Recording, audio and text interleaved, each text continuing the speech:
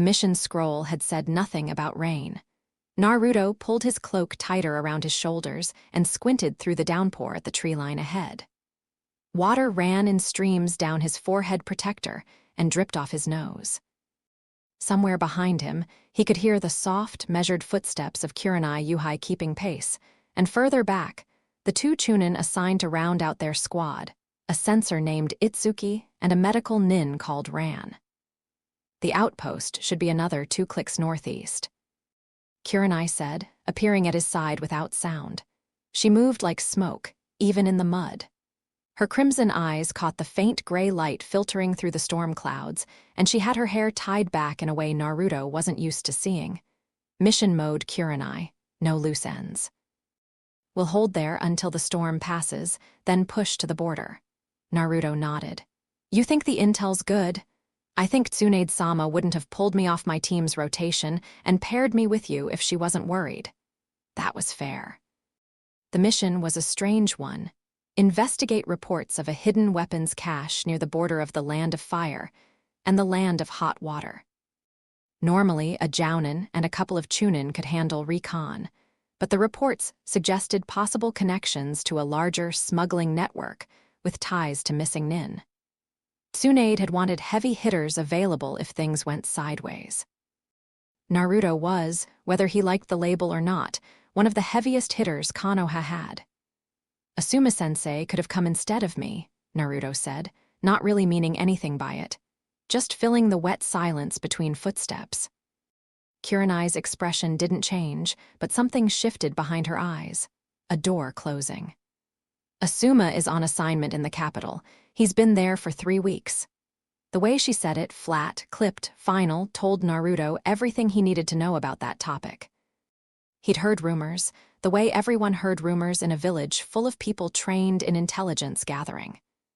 Asuma and Kurenai had been a thing, then they weren't, then they were, then they weren't again. Naruto didn't understand the details and didn't particularly care. Adult relationships were a foreign country to him, and he had enough trouble navigating his own emotional landscape without mapping someone else's. Right, he said. Sorry, stay focused. They pushed on through the rain.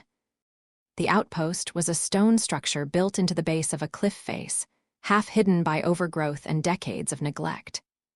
It had been a border watchtower during the Second Shinobi War, and its walls still held, though the roof had caved in on the eastern side. Naruto and the others ducked through the narrow entrance and found themselves in a dry, if dusty, space roughly the size of a large apartment. Itsuki, the censor, pressed his palm to the floor and closed his eyes. After a moment, he shook his head. Nothing within 300 meters. We're clear. Good. Kurenai dropped her pack and began pulling out a map. Ran, check the perimeter seals. Itsuki, maintain a pulse every 10 minutes. Naruto, you're on first watch. He almost smiled. She ran a tight operation. Different from Kakashi's loose, trust-based style, and different from the barely controlled chaos of training with Jiraiya. Kurenai gave orders with the expectation they'd be followed immediately and without question, and something about that directness was refreshing. Naruto took his position near the entrance, leaning against the stone wall where he could see out through the narrow gap into the rain-soaked forest. The storm was getting worse. Thunder rolled across the sky like distant explosions, and the trees bent under the wind. He let his mind wander while his eyes stayed sharp. He'd been back in Konoha for a little over a year now, and in some ways, things had never been better. He was stronger, dramatically, undeniably stronger. His wind nature training was nearly complete. He'd developed 2 new variations of the Rasengan that made Kakashi raise both eyebrows, which was essentially a standing ovation from the copy ninja. He'd been taking missions at a pace that surprised even Tsunade and the villagers. Some of them, anyway, had started to look at him differently. Not with fear or contempt, but with something approaching respect. But in the quiet moments, usually late at night in his apartment with the leftovers of a meal he'd eaten alone, the old loneliness crept back in like water finding cracks in stone. He had friends. He had people who cared about him. But he didn't have. He wasn't sure what word to use, belonging wasn't quite right. Intimacy, maybe. The kind of deep, private connection that Asuma and Kurenai apparently had and apparently kept destroying and rebuilding. The kind Shikamaru had with his family, complaining about them the whole time but anchored by them in a way that was visible from the outside. Naruto had Uruka, who was the closest thing to a father figure he'd ever known. He had Sakura, who was his best friend in ways that had outgrown his old crush on her. He had Kakashi, who cared in his own buried, sideways fashion. But none of them came home to him. None of them knew what his apartment looked like at 2 in the morning when he couldn't sleep. He shook himself. Self-pity was a luxury he couldn't afford on a mission. The rain kept falling. They moved at dawn, the storm having thinned to a persistent drizzle. Kurenai set a fast pace through the forest, using the canopy for cover where possible.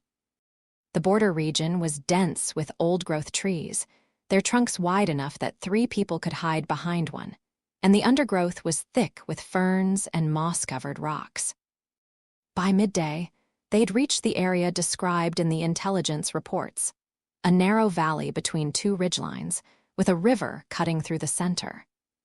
The valley floor was littered with boulders, and the ridgelines were high enough to provide natural cover for anyone wanting to move goods unseen.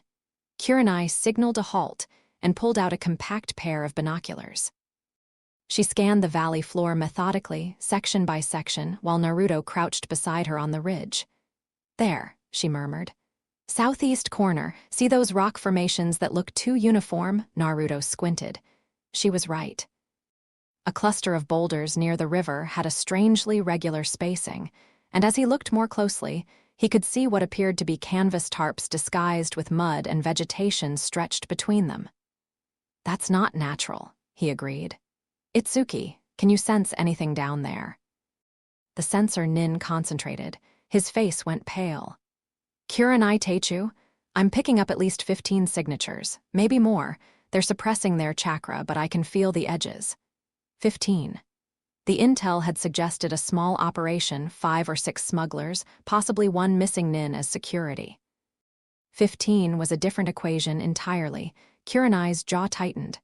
Classification: at least 3 of the signatures feel Jounin level, the rest are Chunin or above. Silence settled over the squad. Naruto could feel the shift in the air. The mission had just transformed from reconnaissance into something far more dangerous. "We pull back," Kurenai said. "Report to Tsunade-sama and request reinforcements." "Agreed," Naruto said, because he'd learned, painfully over years, that charging in wasn't always the answer, no matter how much his blood wanted him to. They began their withdrawal along the ridgeline, moving in careful formation. Itsuki stayed in the center, maintaining his sensory pulse, with Ran beside him. Kurenai took point, and Naruto covered the rear. They made it roughly 400 meters before everything went wrong. The explosive tags had been buried in the ridge trail, and they were sophisticated, pressure-delayed, so the first person to step on them was already 3 paces past when they detonated. The blast caught Ran and Itsuki in the center of the formation. Naruto felt the concussion wave hit him like a wall, throwing him sideways into a tree trunk hard enough to crack bark. His ears rang. Dirt and stone rained down around him. He was on his feet in less than a second, kunai in hand, the world tilted and blurred at the edges. Through the dust and debris, he could see Kurenai already up, blood running from a cut above her eye, her hands moving through signs he recognized as genjutsu preparation. Where Ran and Itsuki had been, there was a crater. Naruto's stomach dropped.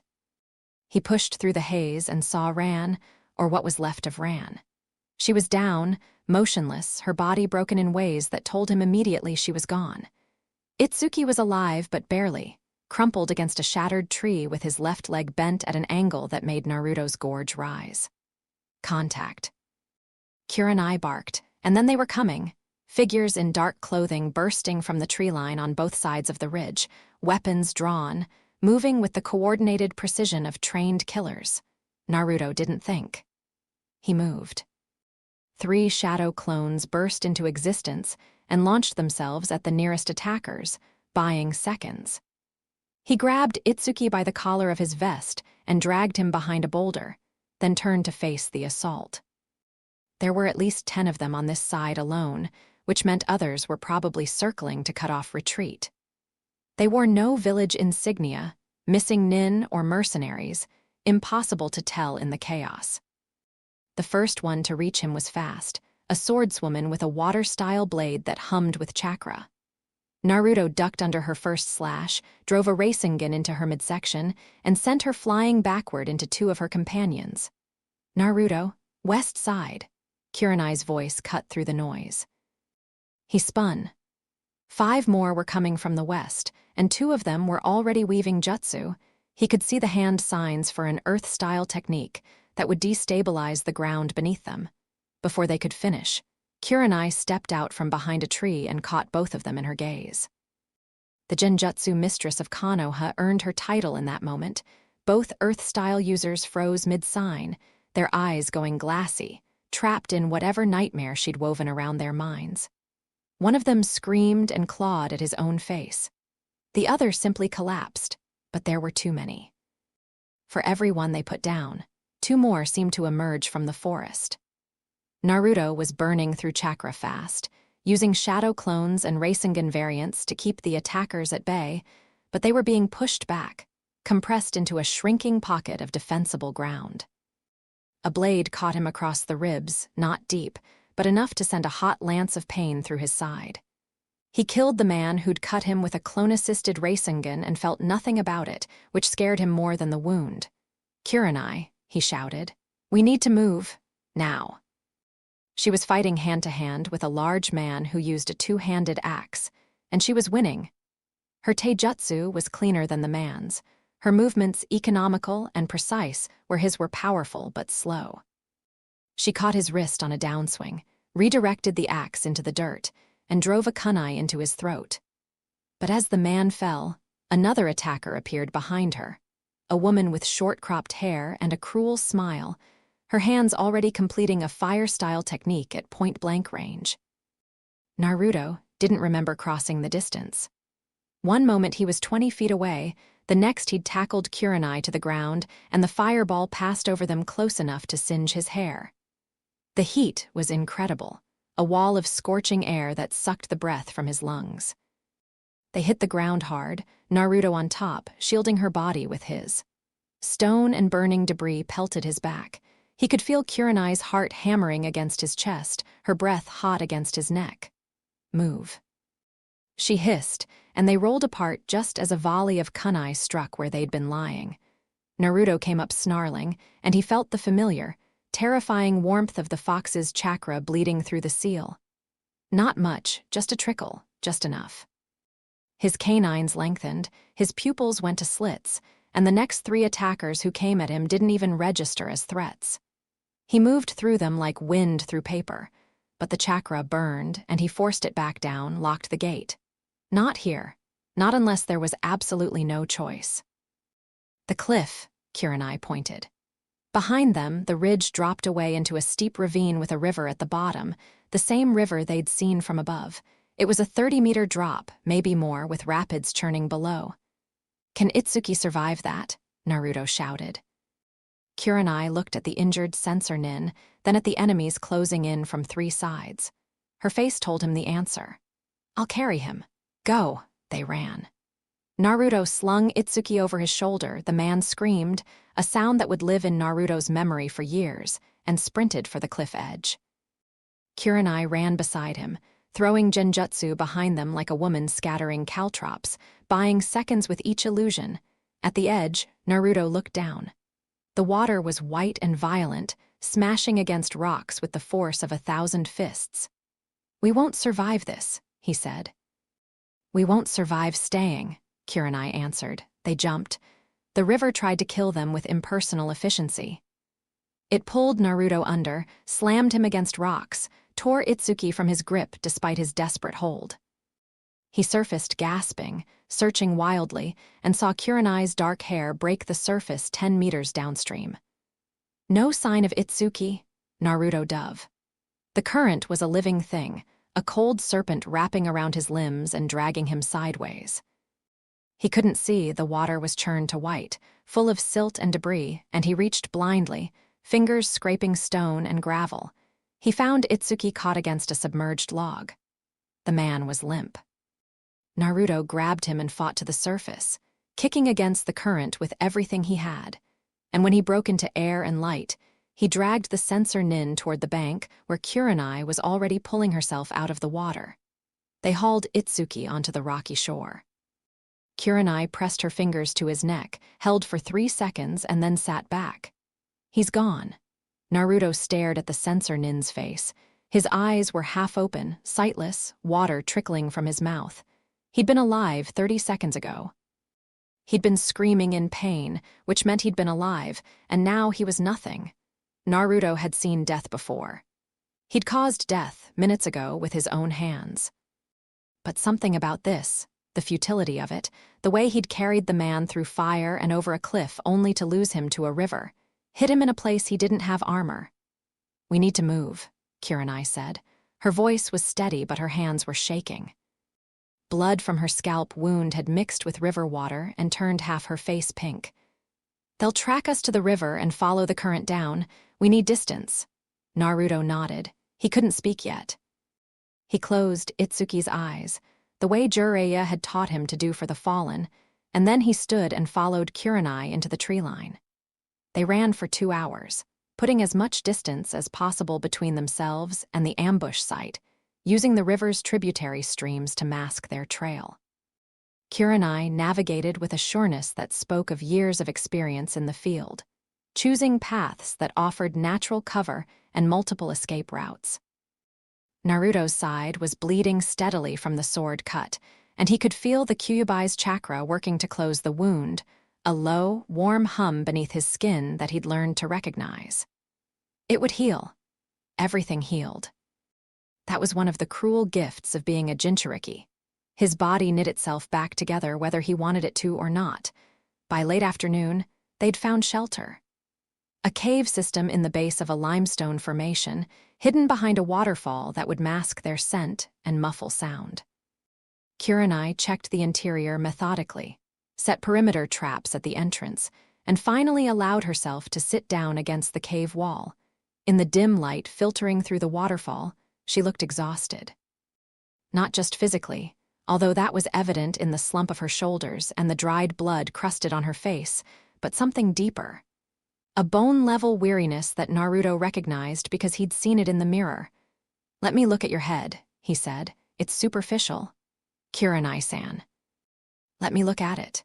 She studied him for a moment, then nodded. He knelt beside her and carefully parted her hair around the wound. The cut was about 3 inches long, running along her hairline. It had stopped bleeding but needed to be cleaned. He wet a cloth from his pack with water from the stream that ran along the cave floor and pressed it gently to the wound. Kurenai winced but didn't pull away. "Thank you," she said quietly, "for what you did out there when the fire jutsu—" Don't what? Don't thank me. Ran is dead." "Itsuki is dead. There's nothing to thank anyone for." She was quiet for a long moment. "You carried him. You carried Itsuki through all of that, and you tried to save him in the river. That matters, Naruto? Does it? He's still dead." "Yes, and you still tried." Those two things exist at the same time. He finished cleaning her wound and sat back on his heels. The cave was cold, and the sound of the waterfall was constant, a white noise curtain that sealed them off from the world outside. It felt like they were the only 2 people alive, which, given what they'd just survived, wasn't far from the truth. "How's your side?" Kurenai asked. He lifted his shirt. The wound had already closed to an angry red line, the surrounding skin flushed with the heat of accelerated healing. Kurenai's eyes widened slightly. "The fox," he said, because there was no point pretending. "I know what it is. I've just never seen it work that fast. It's faster when I'm—" He searched for the right word. "Stressed." She almost smiled, almost. "Is that what we're calling today? Stressed?" Something cracked between them, some tension that had been holding since the ambush. Not a laugh, but the ghost of one. An acknowledgement that they were alive, and that being alive after what they'd just experienced was absurd enough to be funny. They sat in silence for a while. Naruto ate a ration bar that tasted like compressed sawdust and shared his water with Kurenai. The light through the waterfall dimmed as the sun began to set, turning the cave from gray to amber to deep blue. We should reach the border station by tomorrow afternoon if we move at first light. Kurenai said, "Send a hawk to Konoha from there." "Will they send people after us? The smugglers?" "Maybe. We killed several of their people and we've seen their operation. But pursuing 2 Konoha nin into the heart of fire country is a different calculus than ambushing them near the border. My guess is they'll relocate and disappear. And we'll have lost 2 people for nothing." Kurenai looked at him. "We'll have lost 2 people for intelligence. We know the operation is larger than reported. We know they have Jounin-level shinobi and sophisticated trap work. That intelligence will save lives when Tsunade-sama sends a proper strike force." I know that's true. It just doesn't feel like enough. It never does." Night fell. The cave grew cold enough that Naruto could see his breath, and he started a small fire with a controlled burst of chakra against dry moss and dead wood. The flames cast dancing shadows on the limestone walls and threw warm light across Kurenai's face. She'd taken her hair down. It fell around her shoulders in dark waves, still damp from the river, and with the blood cleaned from her face and the firelight softening her features, she looked different, not like his commanding officer. Not like Hinata's sensei or Asuma's girlfriend or any of the roles he'd ever seen her in. She looked like a woman who was tired and cold and alive when she shouldn't have been. Naruto looked away. "You've changed," Kurenai said. "What, since you came back? From your training with Jiraiya, you're different." Taller, this time she did smile, small and brief. "That too. But I mean, out there today, you were thinking. The Naruto who left Konoha would have charged into that valley the moment we saw the camp. You held back, you assessed, and when everything went wrong, you adapted. Jiraiya beat that into me, sometimes literally. I'm serious. You've grown into something, Naruto. I don't think you see it yet, but other people do." He didn't know what to say to that. Compliments from people he respected always hit him harder than any jutsu, because he had no defense against them. He could tank a fireball. He could not tank someone telling him they were proud of him. "Thanks," he managed. Kurenai pulled her knees to her chest and rested her chin on them, staring into the fire. The light caught the red of her eyes and made them glow like embers. "Can I ask you something?" she said. "Sure." "Why did you volunteer for this mission?" Tsunade-sama said she had other options. Naruto poked at the fire with a stick.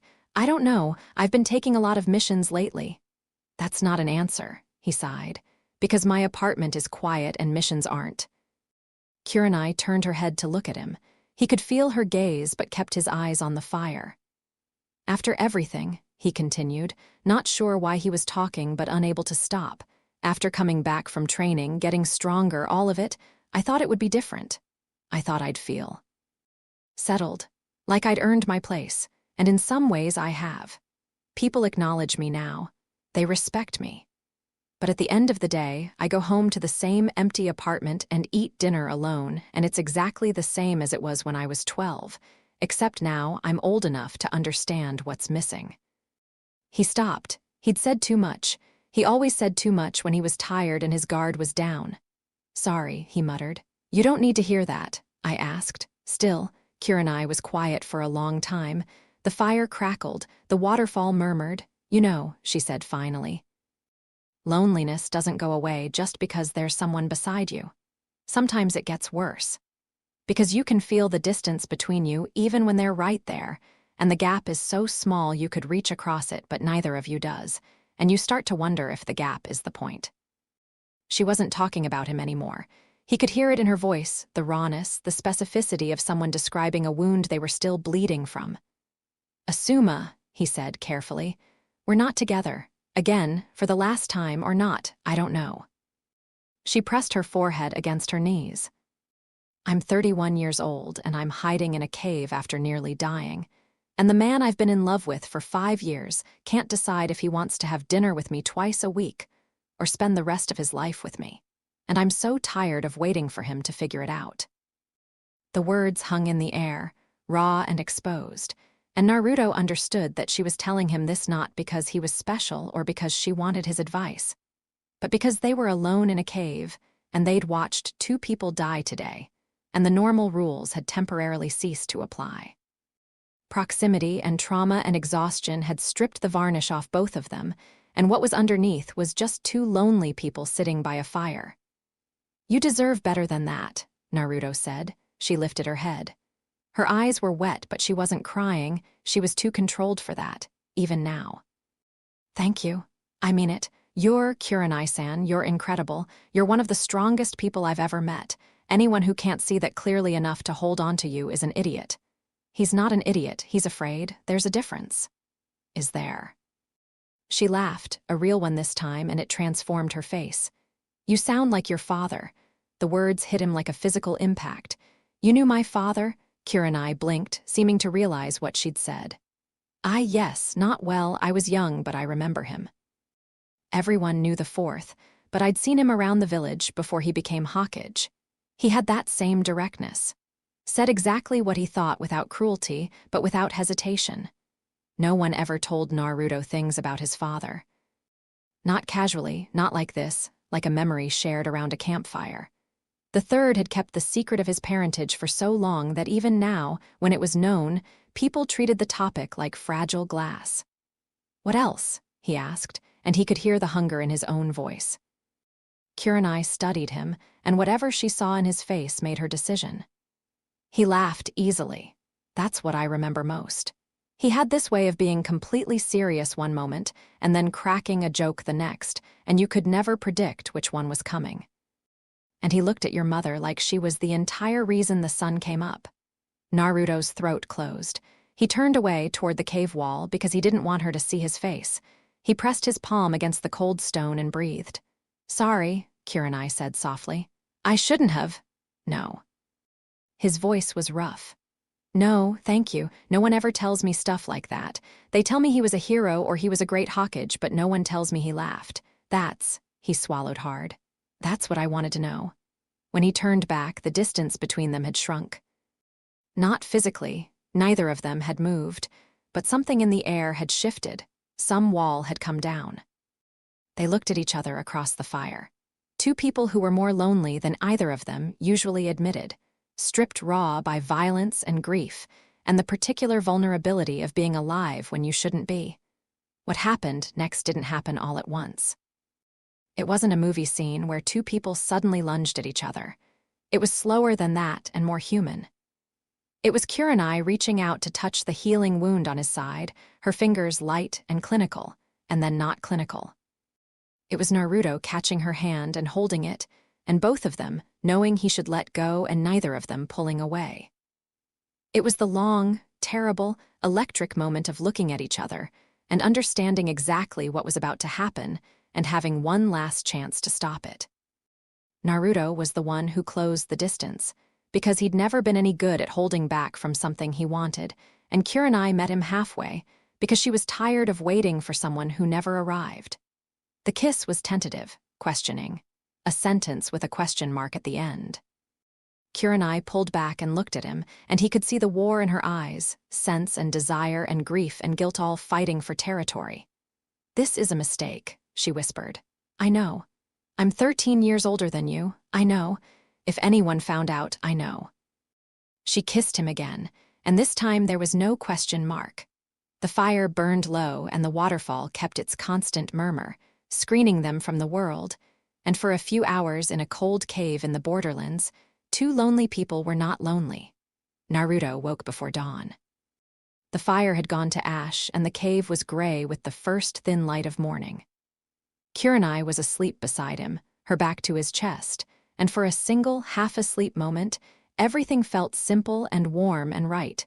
Then consciousness hit him like cold water. He was lying beside Kurenai Yuhai. Kurenai, Hinata's sensei. Asuma's, whatever Asuma was to her. A woman 13 years his senior and his superior officer on this mission. A woman who had been emotionally destroyed 12 hours ago and whom he had, comforted, taken advantage of? Both. He sat up carefully, trying not to wake her, and pressed his hands against his face. His mind raced, cataloging the magnitude of what they'd done with the cold efficiency of a debriefing report. The professional consequences alone were staggering: a superior officer with a subordinate during a mission. If this came to light, it could end Kurenai's career. His own reputation, still fragile, still being built brick by brick, would be shattered. And beneath the practical panic, something worse: guilt. Not because he hadn't wanted it, he had, and lying to himself about that would only make everything worse, but because he knew, with the clarity that came with the morning light, that it had happened for the wrong reasons. Loneliness and trauma were not the foundations for anything. They were accelerants. They made everything burn faster and hotter and leave more ash. Kurenai stirred. He felt the moment she woke, the subtle tension that entered her body as consciousness returned and memory followed. She went very still. Then she sat up, pulling her clothes around her, and they faced each other in the gray light. "Naruto, I know. That can never, I know. It won't." She closed her eyes. When she opened them, the Jounin was back. The composed, controlled woman who gave orders and expected them followed. But underneath, he could see the cracks. "We will never speak of this again," she said. "Not to each other, not to anyone. It didn't happen. It didn't happen." He repeated, and the lie felt like swallowing a stone. They packed in silence, dismantled the camp in silence, and left the cave in silence. The waterfall closed behind them like a curtain falling on a scene that was already being erased from the record. The march back took the better part of a day. They moved fast and said nothing beyond what the mission required. When they reached the border station and sent the hawk to Konoha, they stood on opposite sides of the room and didn't look at each other. The mission report, when Kurenai wrote it that night, was thorough and precise. It covered the ambush, the deaths of Ran and Itsuki, the intelligence gathered about the smuggling operation, and the escape route through the river. It did not mention a cave behind a waterfall. It did not mention a fire burning low. It did not mention two people reaching for each other in the dark. Naruto signed the report without reading it. His hand was steady. His chest was not. They returned to Konoha on a Tuesday. The village gate appeared through the tree line like a mouth, and Naruto had never been so simultaneously relieved and terrified to see it. The Chunin at the gate checked them in, noted the absence of their two team members, and directed them to the Hawkage Tower for debriefing. Tsunade listened to Kurenai's report with a face like carved stone. When it was done, she dismissed them with orders to report to the hospital for examination and then take 72 hours of mandatory rest. Standard protocol after a mission with fatalities. In the hallway outside the Hokage's office, Kurenai stopped walking. Naruto stopped too. They stood 3 feet apart in the bright, clean corridor with its polished floors and framed photographs of past Hawkage, and the cave felt like something that had happened to different people in a different century. "Take care of yourself, Naruto," Kurenai said. Her voice was professional, her expression neutral. Only her eyes betrayed her, a flicker, quick and painful like a match struck and snuffed. "You too, Kurenai-san." She walked away. He watched her go, her dark hair swaying with each measured step. And then he turned and walked the other direction. And the distance between them grew with every step until it became the ordinary, enormous distance between two people who had agreed to pretend they were strangers. Konoha absorbed them back into its rhythms. The village didn't care about the silent earthquake between two of its shinobi. It had its own concerns, its own news, its own mundane dramas. The ramen stand on Ikaraku Street had a new special. The academy had promoted a new class of genin. Someone's cat was stuck in a tree near the Inuzuka compound. Naruto went through his 72 hours of rest the way a man walks through a dream, present but not quite real. He trained. He ate. He slept fitfully, waking at odd hours with the memory of fire and water and Kurenai's mouth against his, then staring at the ceiling until his heart slowed down. On the 3rd day, Sakura found him at Training Ground 7, beating a wooden post with enough ferocity to splinter the wood. "Bad mission?" she asked, leaning against the fence. "2 people died." I heard, I'm sorry, Naruto. He hit the post again, again. Each impact sent shockwaves up his arms and rattled his teeth, and none of it was enough. Do you want to talk about it? Sakura asked. No, okay. She didn't leave. She sat on the fence and waited, the way she'd learned to wait for him over the years, patient, present, not pushing. It was one of the things he loved about the woman Sakura had become. After a while, he stopped hitting the post and sat down on the ground, breathing hard, his knuckles raw and healing visibly. Sakura. Yeah. Have you ever done something that you can't take back? Something where the moment it's done, you know nothing is ever going to be the same. She looked at him carefully. Is this about Ran and Itsuki? He couldn't lie to Sakura, he also couldn't tell her the truth, so he found the space between.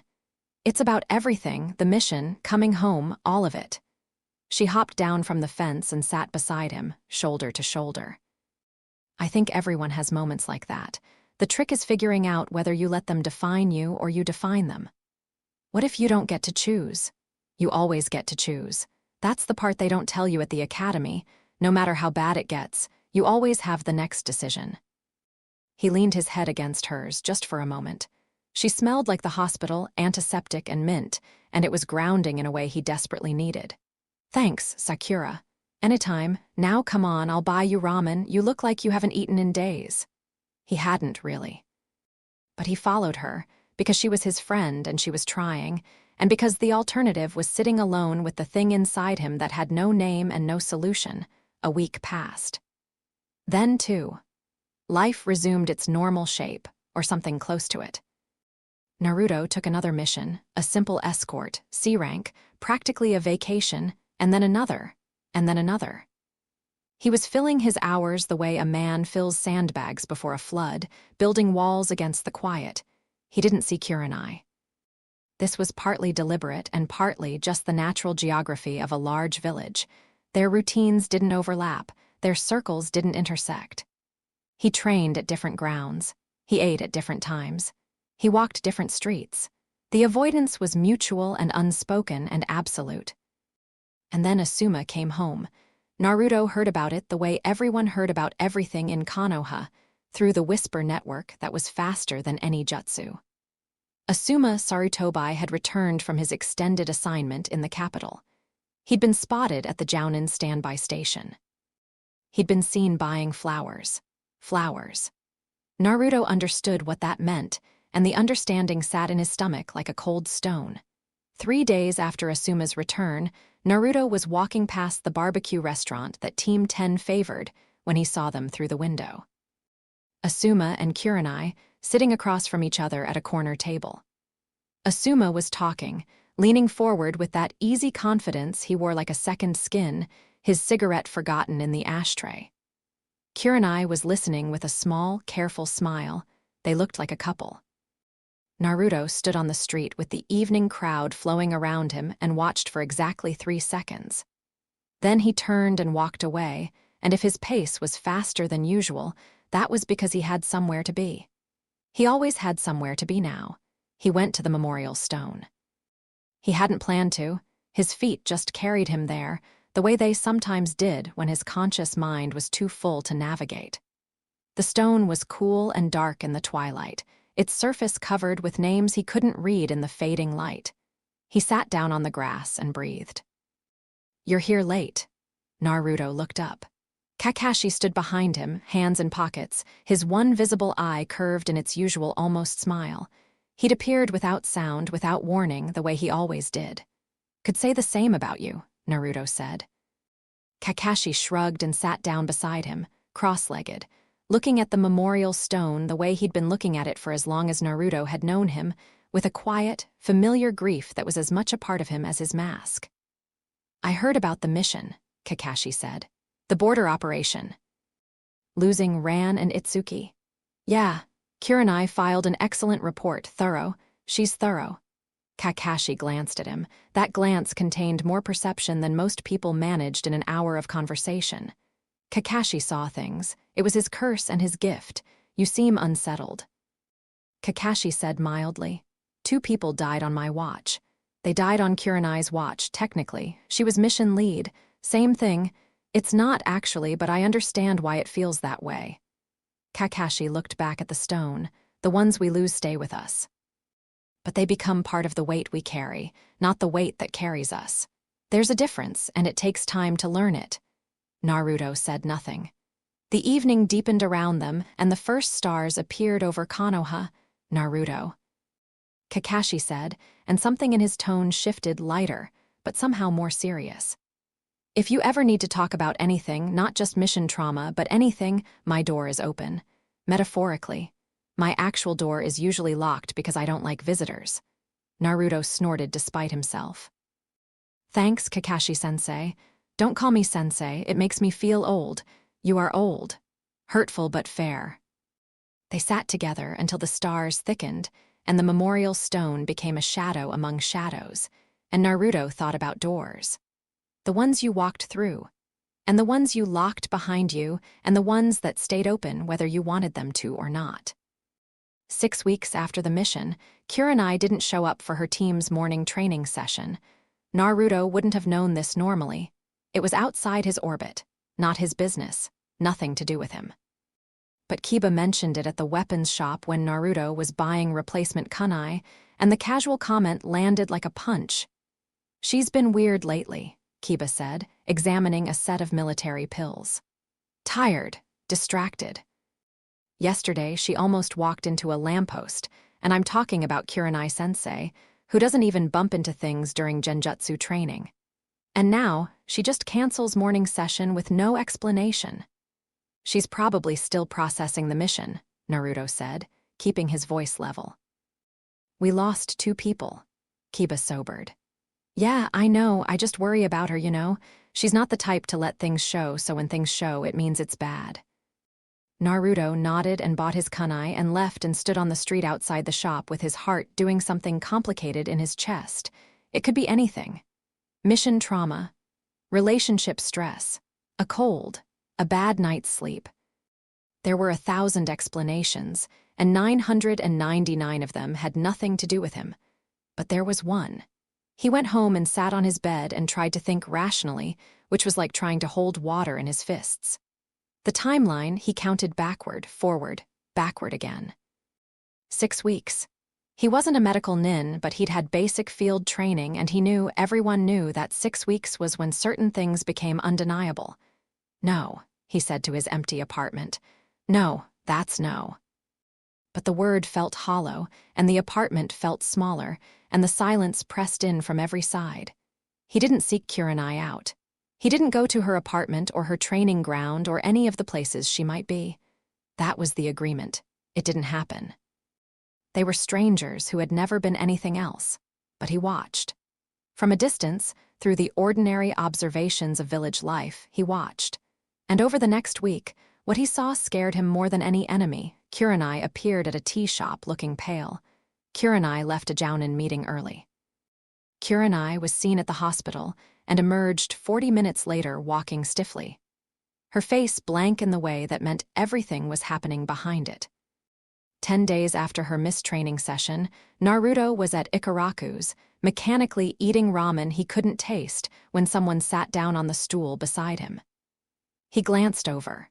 Kurenai, she looked terrible.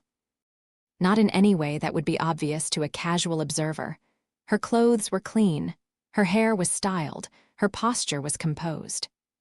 But her skin had a grayish undertone, and her eyes were hollowed, and she had the look of someone who hadn't slept in a week, because every time she closed her eyes, the ceiling got closer. We need to talk, she said, and her voice was very calm and very quiet, and very much the voice of a woman standing on the edge of something from which there was no stepping back. Chuchai and Iame were right there, 3 feet away, serving noodles and chatting with customers. The restaurant was warm and bright and completely wrong for this conversation. Where? Naruto managed. Training ground 44, east entrance, 1 hour. She left without ordering anything. Naruto stared at his ramen and felt the world tilt on its axis. Silently, invisibly, the way earthquakes begin deep underground before anyone on the surface feels the first tremor. Training ground 44, the forest of death. It was overkill as a meeting location, but Naruto understood the choice. No one went there voluntarily. No one would see them. No one would hear them. He arrived early and stood at the east entrance, watching the massive trees loom against the evening sky like the bones of some prehistoric creature. The forest was alive with the sounds of its deadly inhabitants, insects, predators, things that moved in the shadows and were best left unnamed. Kurenai appeared from the direction of the village, walking with purpose. She stopped 10 feet from him, and for a long moment, they just looked at each other. 6 weeks of avoidance, of pretending, of building walls between them, and now those walls were about to come down, and whatever was behind them was going to destroy everything. "You know," Naruto said. It wasn't a question. "I know." "How long?" "I confirmed it 3 days ago, but I've suspected for 2 weeks. The forest sounds continued around them, indifferent. The world continued indifferent. Only the two of them had stopped. "Is there any chance?" he started. "No." Kurenai's voice was like a blade, cutting cleanly through the question before he could finish it. "Asuma and I weren't together. We hadn't been together for 2 months before the mission, and since he's been back, we've been talking, rebuilding, but we haven't." She closed her eyes. "There is no mathematical possibility that this child is Asuma's. The timeline doesn't allow it." The word child hit Naruto in the center of his chest and detonated. He sat down. Not gracefully, his legs simply stopped supporting him, and he dropped to the ground like a puppet with cut strings. The earth was damp and cold beneath him, and the trees above were a dark canopy that blotted out the first stars. "I'm 18, he said, because it was the only fact his mind could hold on to. "I know." "I'm 18, and I'm the Jinchuriki of the nine-tailed fox, and I live in a one-bedroom apartment, and I eat ramen for dinner 4 nights a week. And I'm Kurenai." He couldn't breathe. The air was there, his lungs worked, but the mechanism of breathing had become voluntary and he'd forgotten how to do it.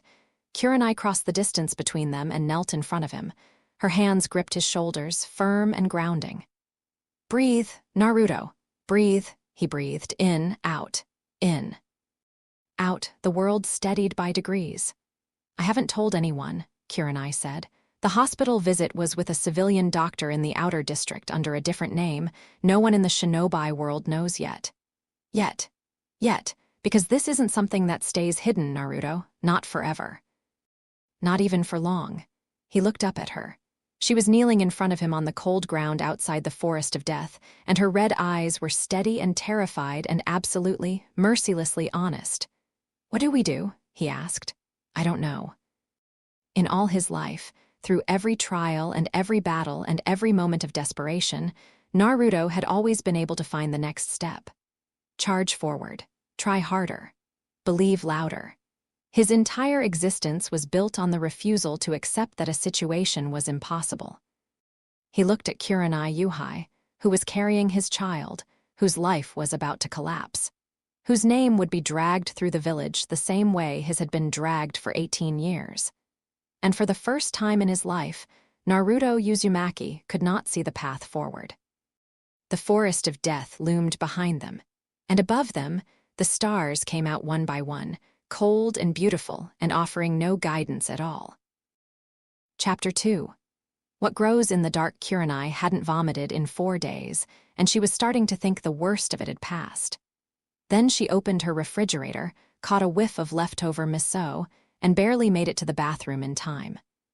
She knelt on the tile floor with her forehead pressed against the cool porcelain and thought, with the detached clarity of someone in crisis, that her body had become a traitor. 31 years of discipline, of training her muscles and her chakra and her mind to do exactly what she told them, and now her own biology had staged a coup. When the nausea passed, she stood, rinsed her mouth, and stared at herself in the bathroom mirror. She looked the same. That was the maddening thing. Same dark hair, same red eyes, same angular face that she'd been told was striking and had learned to use as a weapon in genjutsu.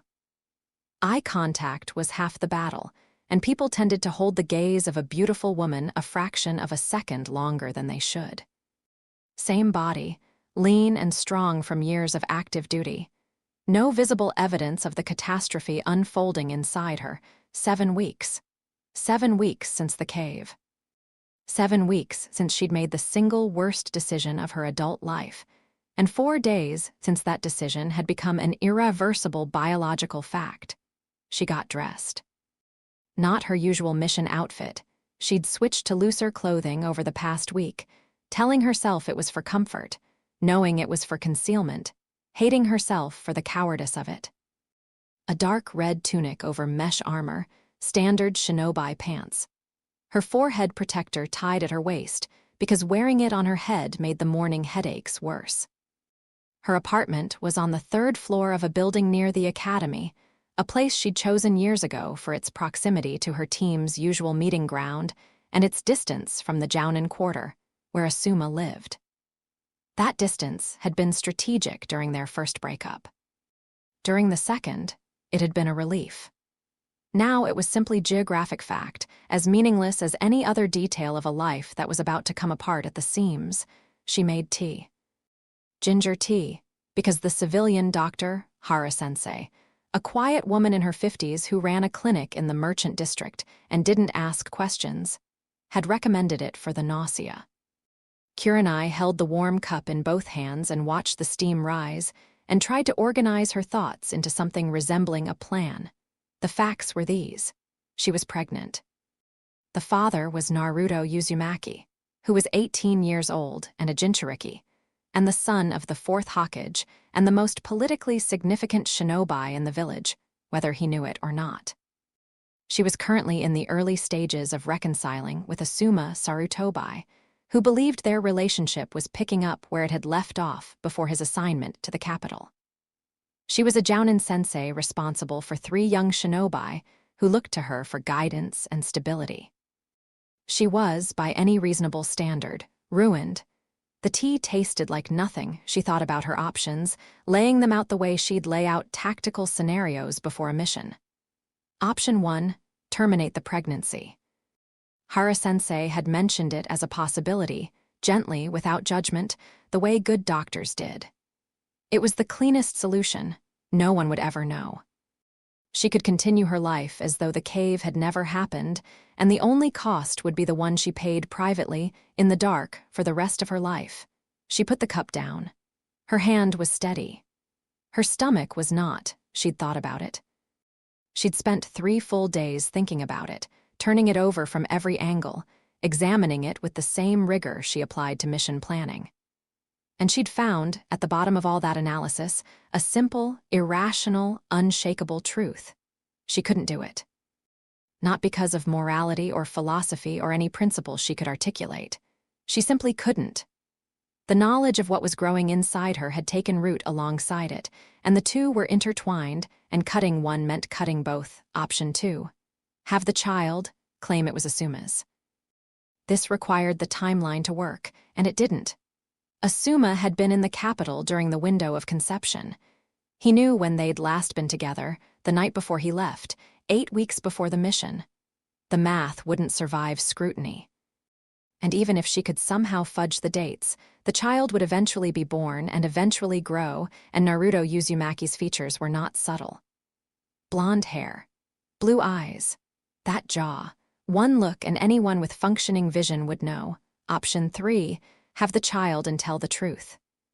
Kurenai picked up her tea again, found it had gone cold, and poured it down the sink. Option 3 was the only real option, and it was the one that would destroy everything. She had a training session with her team in an hour. She dressed, checked herself in the mirror one final time, and walked out the door into a village that didn't know yet what she'd done. Team 8 met at their usual spot, a clearing near the river, south of the village center, where the trees provided shade, and the running water covered the sound of their conversations from casual eavesdroppers. Kurenai arrived to find Shino already there, standing motionless near a tree with his hands in his pockets and his collar obscuring most of his face. Kiba was sprawled on the grass with Akamaru, now the size of a small horse, dozing beside him. Hinata sat on a rock by the water, her fingers tracing absent patterns on the surface. "Morning," Kurenai said, and her voice came out normal. She was good at normal. She'd been doing normal her entire career, layering composure over whatever chaos churned beneath. Kurenai-sensei. Kiba sat up, grinning. We're doing tracking exercises today, right? Because Akamaru and I have been working on this new long-range scent technique that we'll start with genjutsu recognition drills, Kurenai said. Shino, you're up first, Kiba deflated. Shino stepped forward without comment, adjusting his sunglasses in the way that meant he was paying close attention. They trained for 2 hours. Kurenai walked her team through increasingly complex illusion detection scenarios, layering genjutsu with subtle tells and watching them work to identify and break free. It was her area of expertise, the thing she was best at in the world, and she could do it on autopilot while the rest of her mind churned. Hinata broke 3 of 5 illusions, which was an improvement. Shino broke all 5, because Shino's Kakechu beetles provided a biological feedback system that made him nearly immune to traditional genjutsu. A fact that Kurenai appreciated professionally and found slightly annoying personally. Kiba broke 2 and argued that the other 3 were unfair because they targeted his sense of smell, which was cheating. A real enemy will exploit every weakness, Kurenai told him. They won't care about fair. Yeah, but you could at least... Kiba stopped mid-sentence. Akamaru had lifted his massive head and was staring at Kurenai with an intensity that made her skin prickle. Kiba looked at his dog, then at Kurenai, then back at Akamaru. What? Kurenai said. Nothing, Kiba said quickly, but his eyes had gone strange, confused, almost alarmed. He put a hand on Akamaru's head, and the dog settled, but didn't look away from her. Kurenai's blood went cold. Dogs could smell hormonal changes. Of course they could. She'd known this in an abstract, academic way, but she hadn't. She hadn't thought about what it meant when one of her students was an inuzuka with a nindog the size of a pony. We're done for today, she said, keeping her voice level. Good work. Same time tomorrow. Shino left without comment. Hinata bowed and followed. Kiba lingered, his hand still on Akamaru's head, his face a battlefield of questions he wasn't asking. Kiba, Kurenai said. Yeah, sensei. Is something wrong? He hesitated. She could see him deciding, choosing between trust and instinct, between what his dog was telling him and what his loyalty to her demanded. Akamaru's been acting weird around you lately. The last couple sessions, he keeps, it's probably nothing. Dogs pick up on stress and stuff. You've been through a rough mission. That's probably it, Kurenai agreed. I'm fine, Kiba. He nodded, not entirely convinced, and left with Akamaru padding beside him. The dog looked back at Kurenai one more time before they disappeared into the trees. Kurenai stood alone in the clearing and calculated how much time she had before an inuzuka nose became a problem. Less than she'd hoped. She went to see Hara-sensei that afternoon, using a transformation jutsu to alter her appearance, shorter, lighter hair, brown eyes, civilian clothes. The clinic was in a quiet corner of the merchant district, sandwiched between a tailor and a tea shop, and its clientele was mostly civilian women who valued discretion. Hara-sensei was a small woman with gray-streaked hair and hands that moved with the gentle precision of someone who'd been doing this work for 30 years. She examined Kurenai in a room that smelled of clean linen and antiseptic, her questions clinical and her manner warm. 7 weeks. Hara-sensei confirmed, making a note on her chart. Everything looks healthy. The nausea should begin to ease within the next 2 to 3 weeks, though every pregnancy is different. Kurenai lay on the examination table and stared at the ceiling. I've made my decision. I'm keeping it. Hara-sensei nodded without surprise. Then we need to discuss prenatal care. Your occupation? I'm a shinobi. I assumed as much. The doctor's voice carried no judgment, only professional concern. Active duty is not recommended beyond the first trimester. The physical demands, the chakra expenditure, the risk of trauma, all contraindicated. You'll need to transition to a support role or take leave. I understand.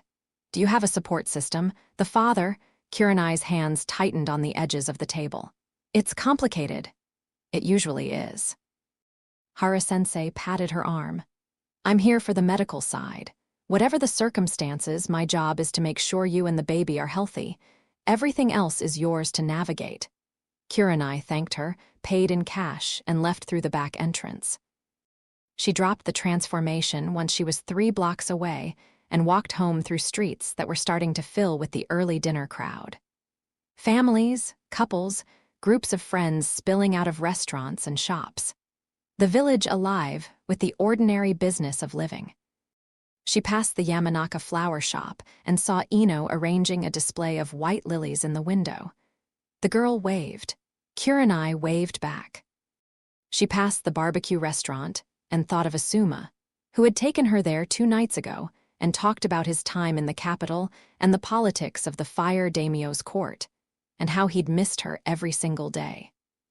He'd been warm and attentive and present in a way he hadn't been in years, and she'd sat across from him thinking, "This is what I wanted, and this is too late, and I'm going to ruin you." She passed training ground 7 and saw, at a distance, a flash of orange and yellow that could only be one person. Naruto, running through forms, his movements sharp and precise and violent. Even from 50 meters away, she could feel the intensity pouring off him, the barely contained energy of someone trying to burn off something that couldn't be burned. He hadn't contacted her since their meeting at the Forest of Death. 4 days of silence. She didn't blame him. She'd seen the look on his face when she'd told him, the way the ground had gone out from under him. He was 18.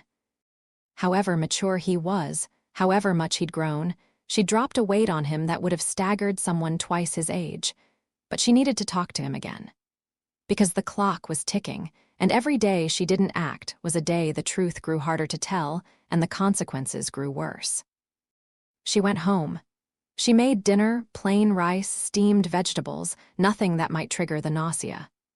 She ate standing at the kitchen counter because sitting at the table felt too permanent, too settled, too much like a life that was still on course. After dinner, she wrote a note. 3 words, tomorrow. Dawn, same place. She summoned a small, nondescript bird, a basic messenger technique, nothing that would attract attention, and sent it to Naruto's apartment. Then she went to bed and lay in the dark and pressed her hand against her stomach, which was still flat, still unchanged, still keeping its secret. "I'm sorry," she whispered, and she wasn't sure who she was talking to. Naruto was already at the east entrance to training ground 44 when she arrived, sitting on the massive root of a tree with his legs hanging over the edge. Dawn was still minutes away, the sky a deep violet fading to gray at the eastern horizon. He looked like he hadn't slept. "Hey," he said. "Hey." They stood in the pre-dawn quiet, and Kurenai was struck by how different this felt from their last meeting here.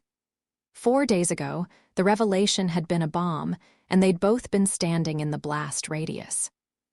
Now the dust had settled, and what was left was not destruction but a landscape that needed to be surveyed. "I've been thinking," Naruto said. "So have I. You go first." Kurenai leaned against a tree across from him, arms crossed. The posture was defensive, and she knew it, but she couldn't make herself open up. Not yet.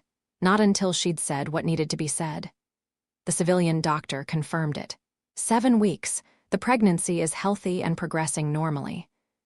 She delivered the facts the way she'd deliver a mission report, clean, precise, without emotional coloring. "I've decided to keep it. That's my decision and it's final. You don't get a vote on that part." Something moved across Naruto's face, not relief exactly, but something adjacent to it. He nodded. "What I need to know from you," she continued, "is what kind of involvement you want. I'm not asking you to be anything you're not ready to be. You're 18, you have your own path, and I won't." "Stop." She stopped. Naruto stood up from the root. In the growing light, she could see the lines of his face more clearly, the set of his jaw, the darkness under his eyes, the tension in his shoulders.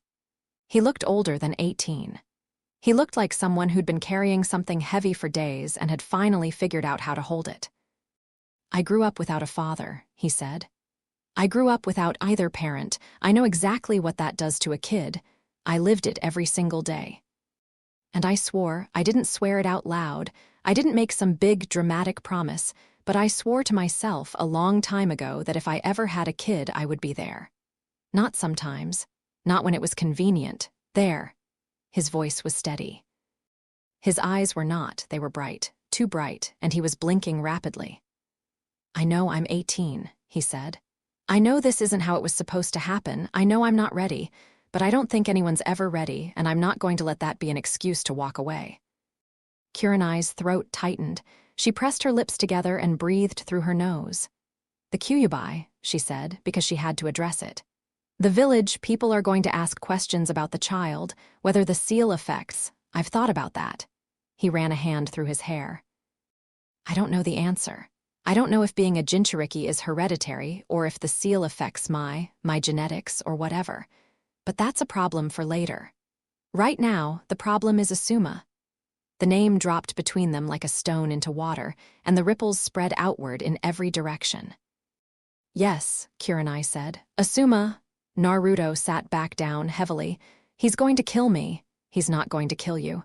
You don't know that. She didn't, actually. That was the terrifying part. Asuma Sarutobi was a jounin who specialized in close-range combat, a former Guardian Shinobi 12 member, the son of the third Hokage. He was also a man with a temper that he kept leashed through sheer discipline, and Kurenai had seen that leash slip exactly twice in the years she'd known him. Both times had been in combat, both times had been terrifying, and neither time had involved anything remotely as personal as this. He deserves to know, Naruto said. I know. He deserves to hear it from you, from us. I know. Kurenai, when are you going to tell him? She looked at the forest, at the massive trees with their dark canopies where things moved and hunted and survived. She thought about the cave, the firelight, Naruto's hands on her skin. She thought about Asuma's face 2 nights ago at the barbecue restaurant, the way he'd looked at her with an openness she'd been begging him for years. He's going to propose, she said. Naruto stared at her. What? I don't know for certain. But I've known Asuma for a long time, and I can read him the way I can read anyone. He came back from the capital different, more certain, more present. The way he talks, the way he looks at me, he's building up to something, and there's been talk among the other jounin. Genma mentioned that Asuma asked him about jewelers. The color drained from Naruto's face. When? I don't know, soon, days maybe, a week. Then you have to tell him before. I know what I have to do, Naruto. The words came out sharper than she intended, edged with a fear that she couldn't fully contain. She pressed her hand to her forehead. I'm sorry, I know I have to tell him, but you need to understand what that means. It doesn't just end my relationship with Asuma, it ends my reputation. My standing among the jounin, my team's trust in me. Kiba, Shino, Hinata, they look at me as their mentor, their leader. How do they look at me after this? They'll deal with it. You don't know that. They will. Because they care about you, and because you're still the same person who trained them. Am I? Because the person who trained them wouldn't have. She stopped, bit down on the rest of the sentence. Swallowed it. They sat in the early morning light and let the silence do the work that words couldn't. Around them, the forest came alive with the sounds of waking, birds, insects, the rustle of leaves in the morning breeze. There's something else, Naruto said eventually. Something I've been thinking about that I need to say, even though you might not want to hear it. Say it. I won't pretend this child doesn't exist. I won't let it grow up without knowing who its father is. I've lived that life, Kurenai. I've been the kid who didn't know where he came from, and it nearly broke me. I won't do that to my own child. Not for your reputation, not for mine, not for Asuma's feelings, not for anything. Kurenai looked at him, and for a moment she saw past the 18-year-old, past the blonde hair and the whisker marks and the earnest blue eyes, and saw the steel underneath. The same steel that had driven him through every obstacle the world had thrown at him since the day he was born. Naruto Uzumaki did not bend on the things that mattered to him. I wouldn't ask you to, she said quietly. Okay, good. He exhaled, long and shaky, like he'd been bracing for a fight that hadn't come. So what's the plan? I tell Asuma, alone, face to face, I owe him that much. Should I be there? No, the word was immediate and absolute. Absolutely not.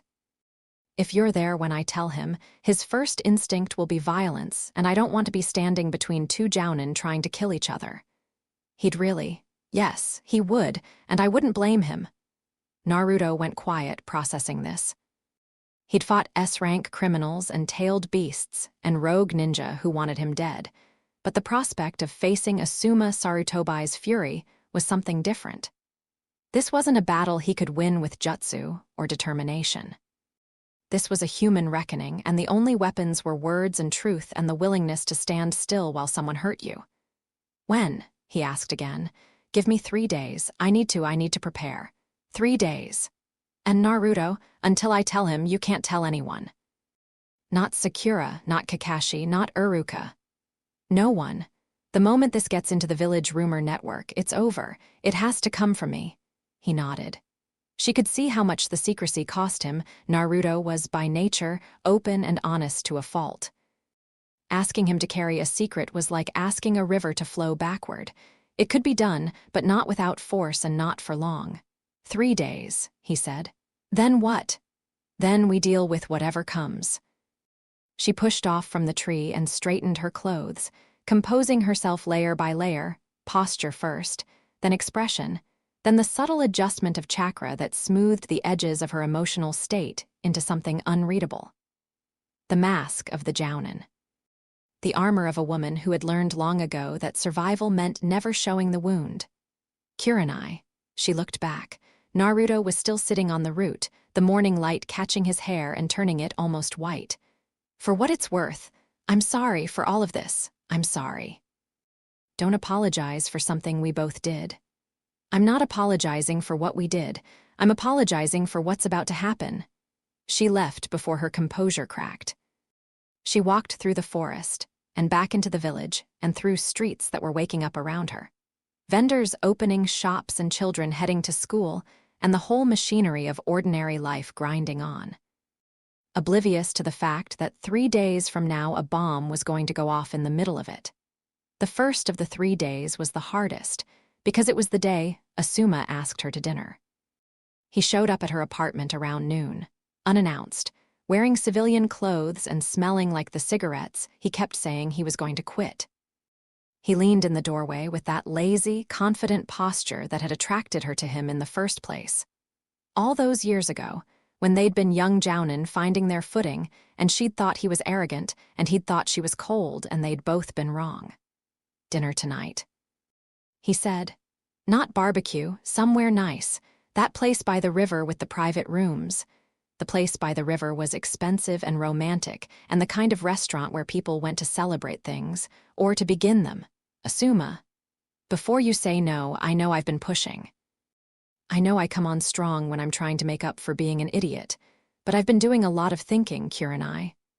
While I was in the capital, I had nothing but time and politics and bad sake, and all I could think about was how I kept screwing up the best thing in my life. He stepped closer. His hand found hers, and his fingers were warm and rough with calluses and achingly familiar. I don't want to screw it up again, he said. I want to do this right, so dinner tonight, please. She should have said no. Every strategic instinct she possessed was screaming at her to create distance, to keep him at arm's length until she was ready to detonate the truth. Going to dinner with him now was cruel, cruel to him, cruel to herself, cruel to whatever fragile thing he was trying to build between them. Okay, she said, because cruelty came in many forms, and turning him away without explanation would have been its own kind of damage. And because, in the selfish, human part of her heart that she couldn't quite silence, she wanted one more night of being looked at the way Asuma looked at her before he never looked at her that way again. Great. His face lit up, and the sight of it was a knife. I'll pick you up at 7. He kissed her cheek and left, jogging down the stairs with an energy that made him seem 10 years younger. And Kurenai closed her door and pressed her back against it, and slid down to the floor and sat there with her hands over her face for a very long time. She wore the black dress. The one she'd bought 2 years ago for a formal event at the Hawkage's estate, and had never worn again because Asuma hadn't been there to see it. It was simple and well cut, and it fit her perfectly, which was a miracle given that she'd spent the morning throwing up. Asuma arrived at 7 wearing an actual button-down shirt, which for him was the equivalent of a three-piece suit. He'd shaved, which made him look younger and slightly unfamiliar. And he brought flowers, not the extravagant arrangements from the Yamanaka shop, but a simple bundle of wild cosmos he'd picked himself, their petals purple and white and slightly bruised from handling.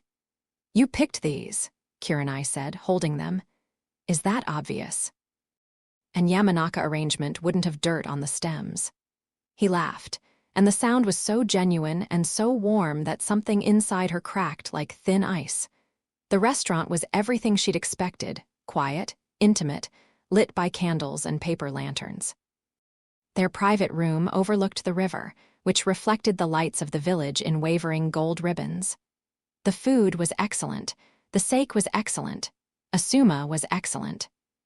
He talked about the capital, about the political maneuvering he'd had to navigate, about a particularly ridiculous incident involving the fire daimyo's cat and a delegation from the land of wind. He was funny. He was relaxed. He was completely, entirely present, and Kurenai could feel the weight of what was coming the way she'd feel an approaching storm, pressure building at the edges of perception. She barely ate. The nausea wasn't bad tonight, but her appetite had fled for different reasons. She sipped water, not sake because she couldn't drink now, though she'd told Asuma she was taking medication for a headache, and listened and watched and memorized the lines of his face in the candlelight. "You're quiet tonight," Asuma said, midway through the meal. "I'm listening." "Usually you tell me when I'm talking too much. You're not talking too much." He reached across the table and took her hand. "Kurenai, you'd tell me if something was wrong, right?" She looked at their joined hands. His fingers were long and strong, the knuckles scarred from years of trench knife combat. She knew every scar. She'd kissed most of them. She knew the map of this man's body the way she knew the streets of Konoha, by heart, by memory, by the accumulated knowledge of years. "Everything's fine," she said, and the lie was so smooth and so practiced that it didn't even register as a lie. It was simply what she said, the way breathing was simply what she did. Automatic. Necessary. Terrible. After dinner, they walked along the river. The night was warm for the season, and the village was still alive with late evening activity, bars spilling music into the street, couples walking hand in hand, shinobi drifting between watering holes with the easy camaraderie of people who trusted each other with their lives. Asuma stopped at a bridge.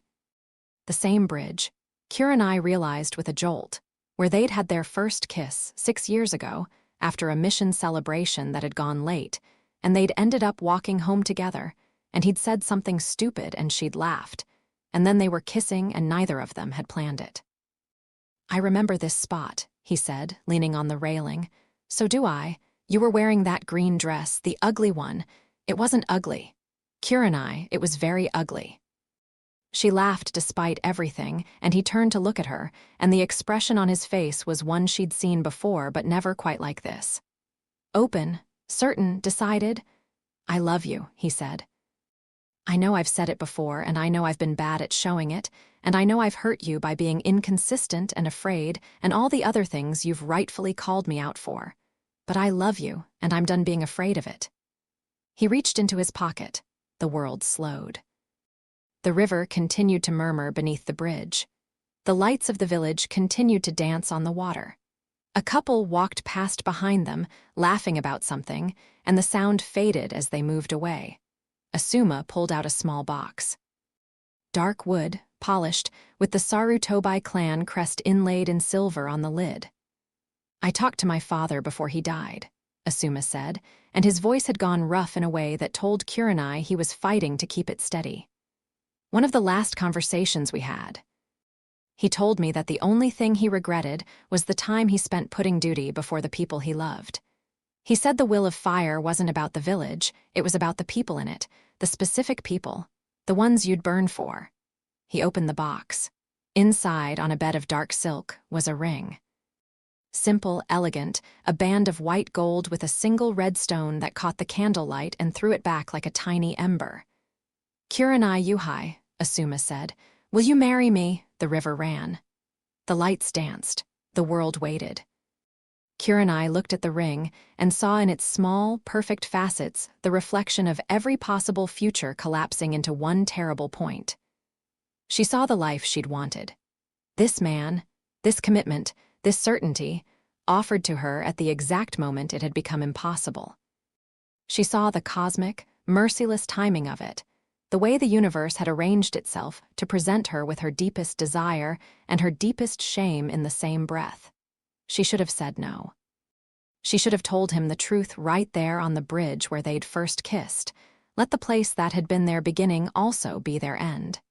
It would have been honest. It would have been right. But she looked at his face, the vulnerability in it, the courage it had taken this man who feared commitment more than any enemy to stand here with a ring and an open heart, and the word no dissolved in her throat like salt in water. "Yes," she whispered. Asuma's face broke into a smile so wide and so genuine that it rewrote his entire appearance. He pulled her into his arms, and she pressed her face against his chest, and she could feel his heart hammering through his shirt. "I was so nervous," he breathed into her hair. "Genma told me you'd say no." "I told him he was an idiot. He is an idiot. I love you. I love you too," and she did. That was the worst part. She loved him completely, truly, the way she'd always loved him. And the lie she'd just told was built on the foundation of that love. And love and dishonesty were growing together inside her like two vines on the same trellis, inseparable and poisonous. He put the ring on her finger. It fit perfectly.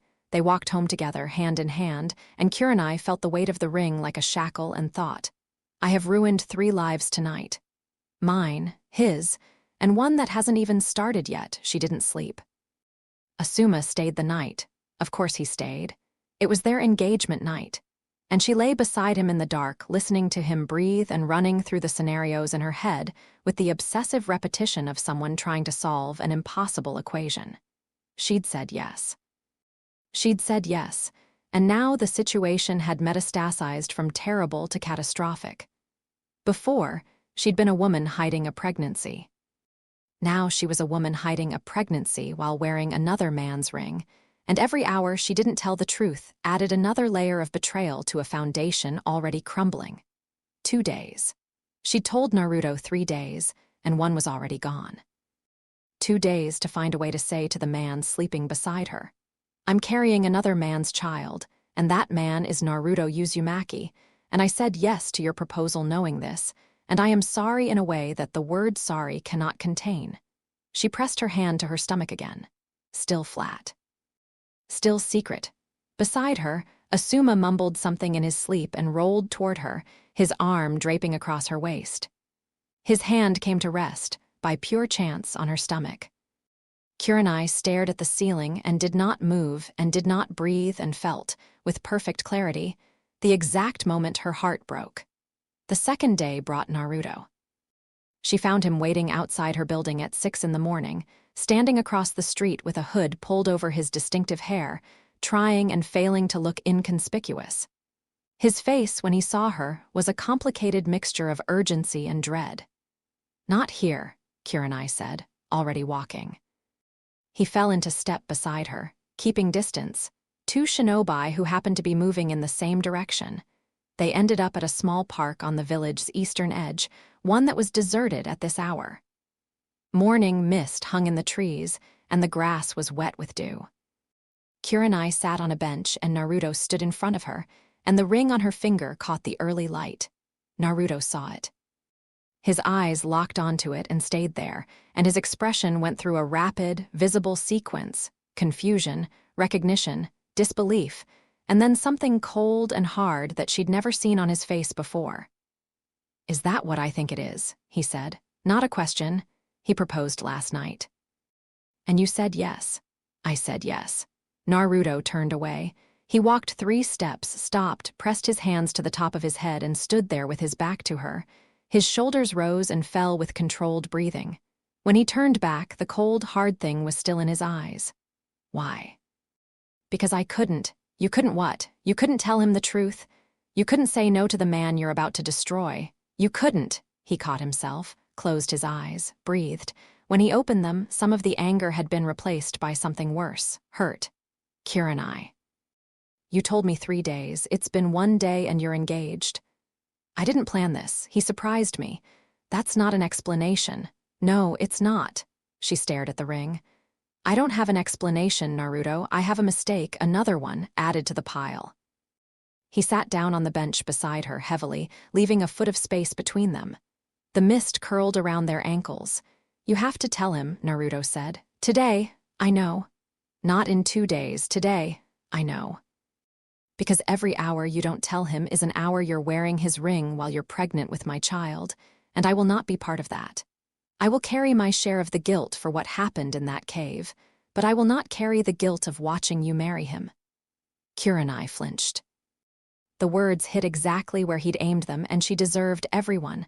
I'll tell him tonight, she said. After his shift at the Jounin station, I'll go to his apartment. Do you want me to? No, I told you, I do this alone. And after we deal with what comes. Together, separately, however it has to happen. She pulled the ring off her finger and held it in her palm. It was warm from her skin. I'm going to give this back to him when I tell him. Naruto looked at the ring, then at her. Some of the hardness left his face, replaced by a sadness that was deeper than anger. You love him, Naruto said. Yes, and this is going to destroy him. Yes, and there's no way to do it that won't. No. They sat on the bench in the early morning while Konoha woke up around them, and neither of them spoke for a long time. A bird landed on the path in front of them, pecked at the gravel, and flew away. My father, Naruto said eventually. You told me he looked at my mother like she was the reason the sun came up. He did. Asuma looks at you like that. Kurenai pressed her lips together. I know, and you're about to take that from him. I know, Naruto. I'm not trying to make it worse. I need you to understand what we're doing, what we're about to do to someone who doesn't deserve it, because if we're going to do this, we should do it with our eyes open. She stood up from the bench. My eyes are open. They have been since the cave. I've seen every angle of this, Naruto. I've run every scenario. There is no version where someone doesn't get hurt. There is no clean exit. There is only truth and timing, and I've already failed at both. She walked away, and this time Naruto didn't follow. The second day passed in a haze of preparation and dread. Kurenai went through the motions, a short training session with her team, an equipment check at the supply depot, a cup of tea at the cafe where she usually went with Anko, though Anko wasn't there today. She functioned. She breathed. She put one foot in front of the other. And beneath the surface, she rehearsed. She tried different openings.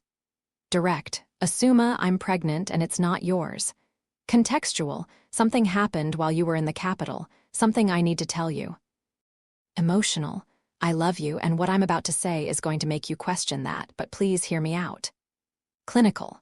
6 weeks ago, during the border mission, Naruto Uzumaki and I were intimate.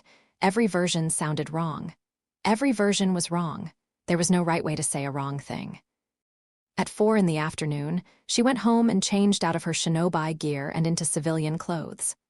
She showered, standing under water that was too hot, letting it redden her skin. She dried her hair.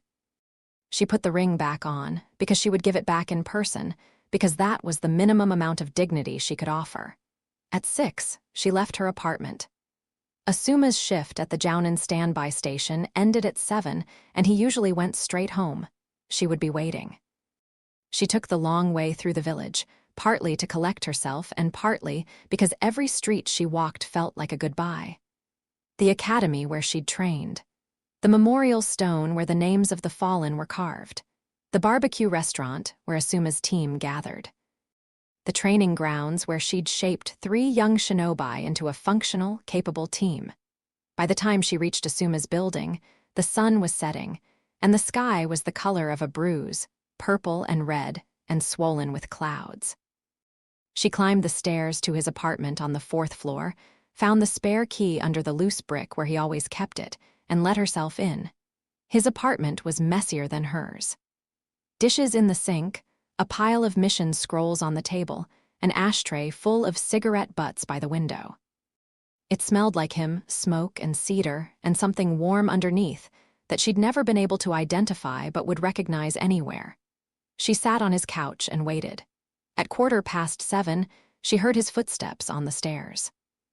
The particular rhythm of them, heavy but unhurried, the walk of a big man who moved with the ease of someone confident in his own body. The sound of a key in the lock. Asuma came through the door still in his jounin vest, his trench knives strapped to his sides, a cigarette behind his ear. He saw her and his face broke into that wide, easy smile that she loved. "Hey, didn't expect to find you here." He crossed the room and kissed her, brief and natural, the way you kiss someone you're sure of. "Want me to make dinner? I was thinking." "Asuma, sit down." The smile dimmed. Not gone, but dimmed, the way a light dims when you sense a change in current. He read her the way all good shinobi read each other, body language, vocal tone, the subtle alignment of posture that telegraphed intent. "What's wrong?" he said, and he didn't sit down. "Please sit." He sat. Not on the couch beside her, but on the chair across from it, and the distance he'd chosen told her that he'd already read more than she'd wanted him to. Asuma was not a genius like Shikamaru, but he was perceptive in the way of someone who'd spent years reading opponents across a battlefield. He knew when something bad was coming. "Whatever it is," he said, "just say it." Kurenai looked at him. At this man she'd loved for 5 years, who'd frustrated her and disappointed her and delighted her and challenged her, and who was now sitting across from her with an openness in his face that made what she was about to do feel like murder. She pulled the ring from her finger. Set it on the coffee table between them. The small sound it made against the wood was impossibly loud. Asuma stared at the ring, then at her. His face didn't change, but something behind his eyes began to shift, a tectonic movement, slow and deep. "Kurenai, I can't marry you." "Why?" "Because I've done something, and once I tell you what it is, you won't want to marry me." He leaned forward, elbows on his knees. She could see his hands, they weren't shaking yet, but the tendons were standing out, his fingers pressing hard into his own forearms. "Tell me." She'd rehearsed this. She'd run through every possible opening, every framing, every approach. But sitting here, looking at his face, all of that preparation dissolved, and what was left was just the raw, unvarnished truth. "While you were in the capital, during the border mission, 2 of my team members died and Naruto and I barely escaped. We spent the night in a cave, waiting to be sure we weren't being pursued." She paused, drew breath. "I slept with him." Silence. Not the silence of emptiness, but the silence of pressure. The silence before an explosion. The silence that fills a room when all the air has been sucked out of it by something too hot to touch. Asuma didn't move. He sat perfectly still, elbows on his knees, hands gripping his own arms, and the only thing that changed was his eyes. She watched the information hit him, watched it penetrate the first layer of disbelief, the second layer of denial, the third layer of resistance, and arrive, finally, at the bedrock of understanding. "Naruto," he said. "Yes. Uzumaki Naruto." "Yes." He stood up. The motion was sudden and violent, and the chair scraped backward across the wooden floor with a sound like a scream. He walked to the window and pressed both hands against the frame, his back to her, and she could see the muscles in his shoulders bunching under his vest like coiled rope. "You and I were broken up," Kurenai said, because it was true and because it was also insufficient. "We weren't together. We hadn't been together for 2 months. And that makes it okay?" "No, it doesn't make it okay. He's 18. "I know. He's a child." "He's 18, Asuma. He's a shinobi." "He's not a... He's 18. The word cracked the air like a jutsu, and Asuma's fist hit the window frame hard enough to splinter the wood. He didn't turn around.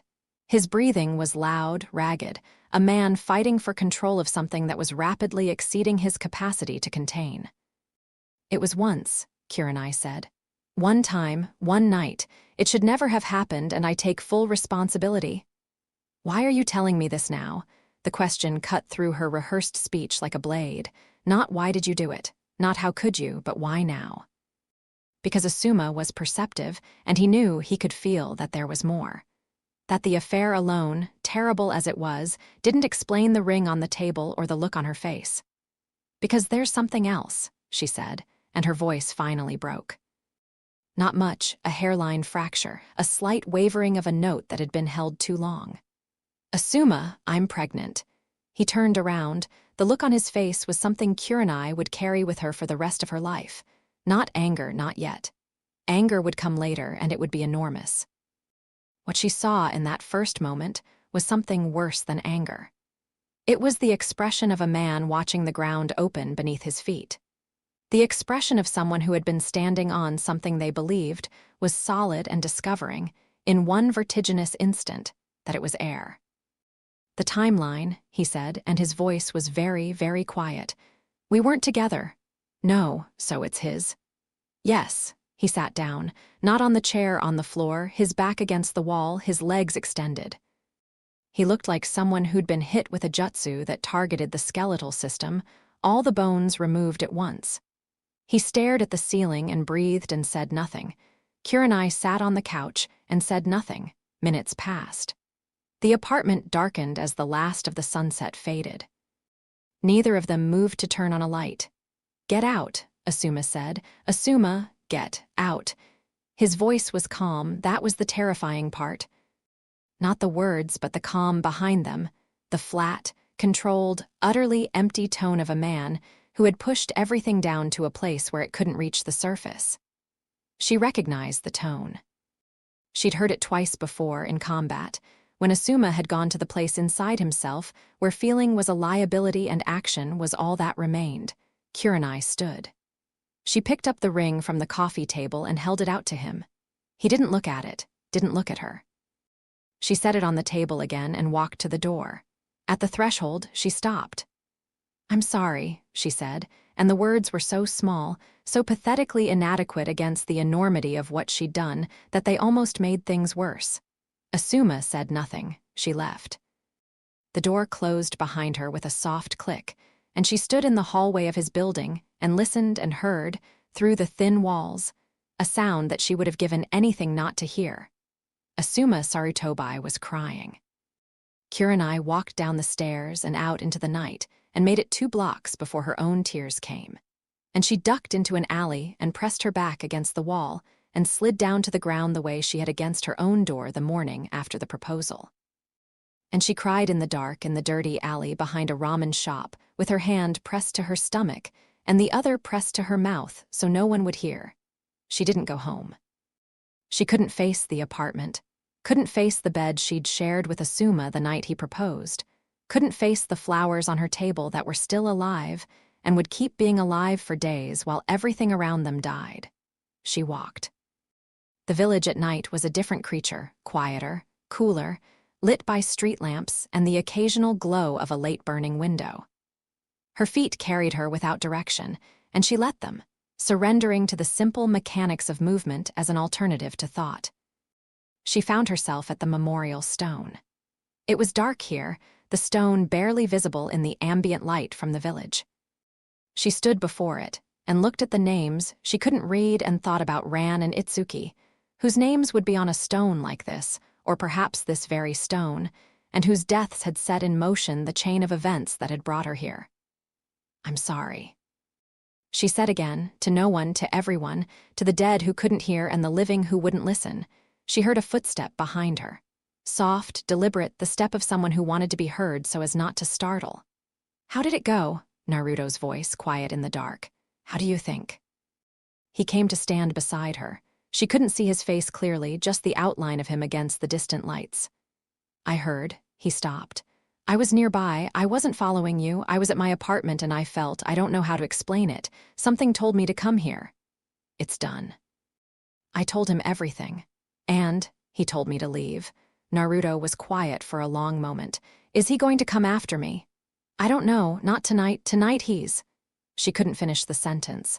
The sound of Asuma crying echoed in her head like a genjutsu she couldn't break. I should talk to him. Not tonight. Tomorrow, then. Naruto. She turned to face him. Give him time, at least a few days. If you go to him now while the wound is fresh, I know. But I'm not going to hide from this. I'm not going to let you take all of it. This isn't about taking or sharing. It's about giving him space to what? To plan how he's going to kill me. To stew in it until the rage gets so big that the whole village finds out because he puts his fist through a wall. To grieve, Naruto. He's grieving. The word landed between them and settled like dust. Naruto looked at the memorial stone, and she saw him absorb it, the reality that Asuma was grieving a future that had been alive and breathing 12 hours ago and was now dead. "Okay," he said. "I'll give him a few days, but then I face him. On my own terms, not as an ambush." Agreed. They stood at the memorial stone in the dark, two people bound together by a secret that was no longer a secret, and Kurenai thought, this is it. This is the moment when everything changes, not the cave, not the pregnancy, not the proposal. This. The moment when the truth, once spoken, begins its work of dismantling everything it touches. "Go home," she told Naruto. "Get some sleep." "Will you be okay?" She almost laughed. "No, but I'll be functional. That's enough for now." He left. She stayed. The memorial stone stood silent before her, patient as stone always is, holding the names of the dead without judgment. After a while, she left too. She went home to her apartment with the flowers and the empty bed and the ginger tea, and she lay down in the dark and pressed both hands to her stomach and whispered to the tiny, impossible thing growing inside her. "We're going to be okay," she said, and she didn't know if it was a promise or a prayer or a lie, and it didn't matter, because she said it again and again until the words lost meaning and became just sound. Just breathe. Just the voice of a mother talking to a child who couldn't hear her yet, but who she would protect with everything she had, even if everything she had was a broken heart and a burning village, and the stubborn, irrational refusal to let any of it win. Dawn came. Kurenai watched it through her bedroom window, the sky going from black to gray to pale gold, the village emerging from darkness one rooftop at a time. Another day. Another step forward into the wreckage. She got up. She made tea. She got dressed. And somewhere across the village, Asuma Sarutobi sat in his apartment with an engagement ring on the table and a hole in his chest where his future had been, and began the slow, terrible process of deciding what to do about it. Chapter 3. The fire between us. Asuma didn't show up at the Jounin standby station the next morning, or the morning after that. Genma noticed first, because Genma noticed everything that happened within the Jounin's social orbit, while appearing to notice nothing at all. He mentioned it to Rado over lunch at the Dango shop, who mentioned it to Awashi during a guard rotation, who mentioned it to Aaba at the mission desk, and within 48 hours, the quiet machine of shinobi gossip had registered an anomaly. Asuma Sarutobi, who was as reliable as sunrise when it came to his duty shifts, had gone dark. Shikamaru noticed second, but for different reasons. He'd gone to Asuma's apartment to drop off a shogi board he'd repaired, the old one they played on, the one with the cracked corner that Asuma had been complaining about for months. He knocked 3 times. No answer. He knocked again, louder, and waited. He was about to leave when the door opened a crack. Asuma looked like a man who'd been in a fight and lost. Not physically. There were no bruises, no wounds. But his eyes were hollow, his jaw was covered in 2 days of stubble, and the apartment behind him smelled like an ashtray had mated with a liquor cabinet. He was wearing the same clothes Shikamaru had seen him in 3 days ago. "Not a good time," Asuma said. "I can see that." Shikamaru held up the shogi board. "Brought this. Thanks, leave it." "Asuma-sensei." "I said leave it, Shikamaru." There was something in his voice, a raw, scraped quality, like someone had taken sandpaper to the inside of his throat. Shikamaru's analytical mind, the one that never really turned off, cataloged the data points. Unwashed, unshaved, drinking, isolating. Something catastrophic had happened, and it wasn't mission-related because Asuma hadn't been on a mission. "Is this about Kurenai-sensei?" Shikamaru asked, because he was too smart to dance around things and too lazy to pretend he hadn't already done the math. Asuma's eyes focused on him for the first time. Something dangerous moved behind them, a flash of heat, quickly contained. "Go home, Shikamaru." "Not until you tell me you're okay. I'm fine." "You're clearly not fine." "Then let me rephrase.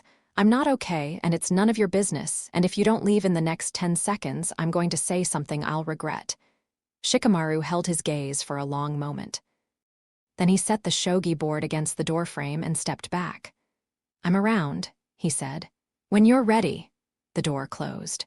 Shikamaru stood in the hallway and listened to the sound of footsteps retreating into the apartment, followed by the distinctive clink of a bottle against glass.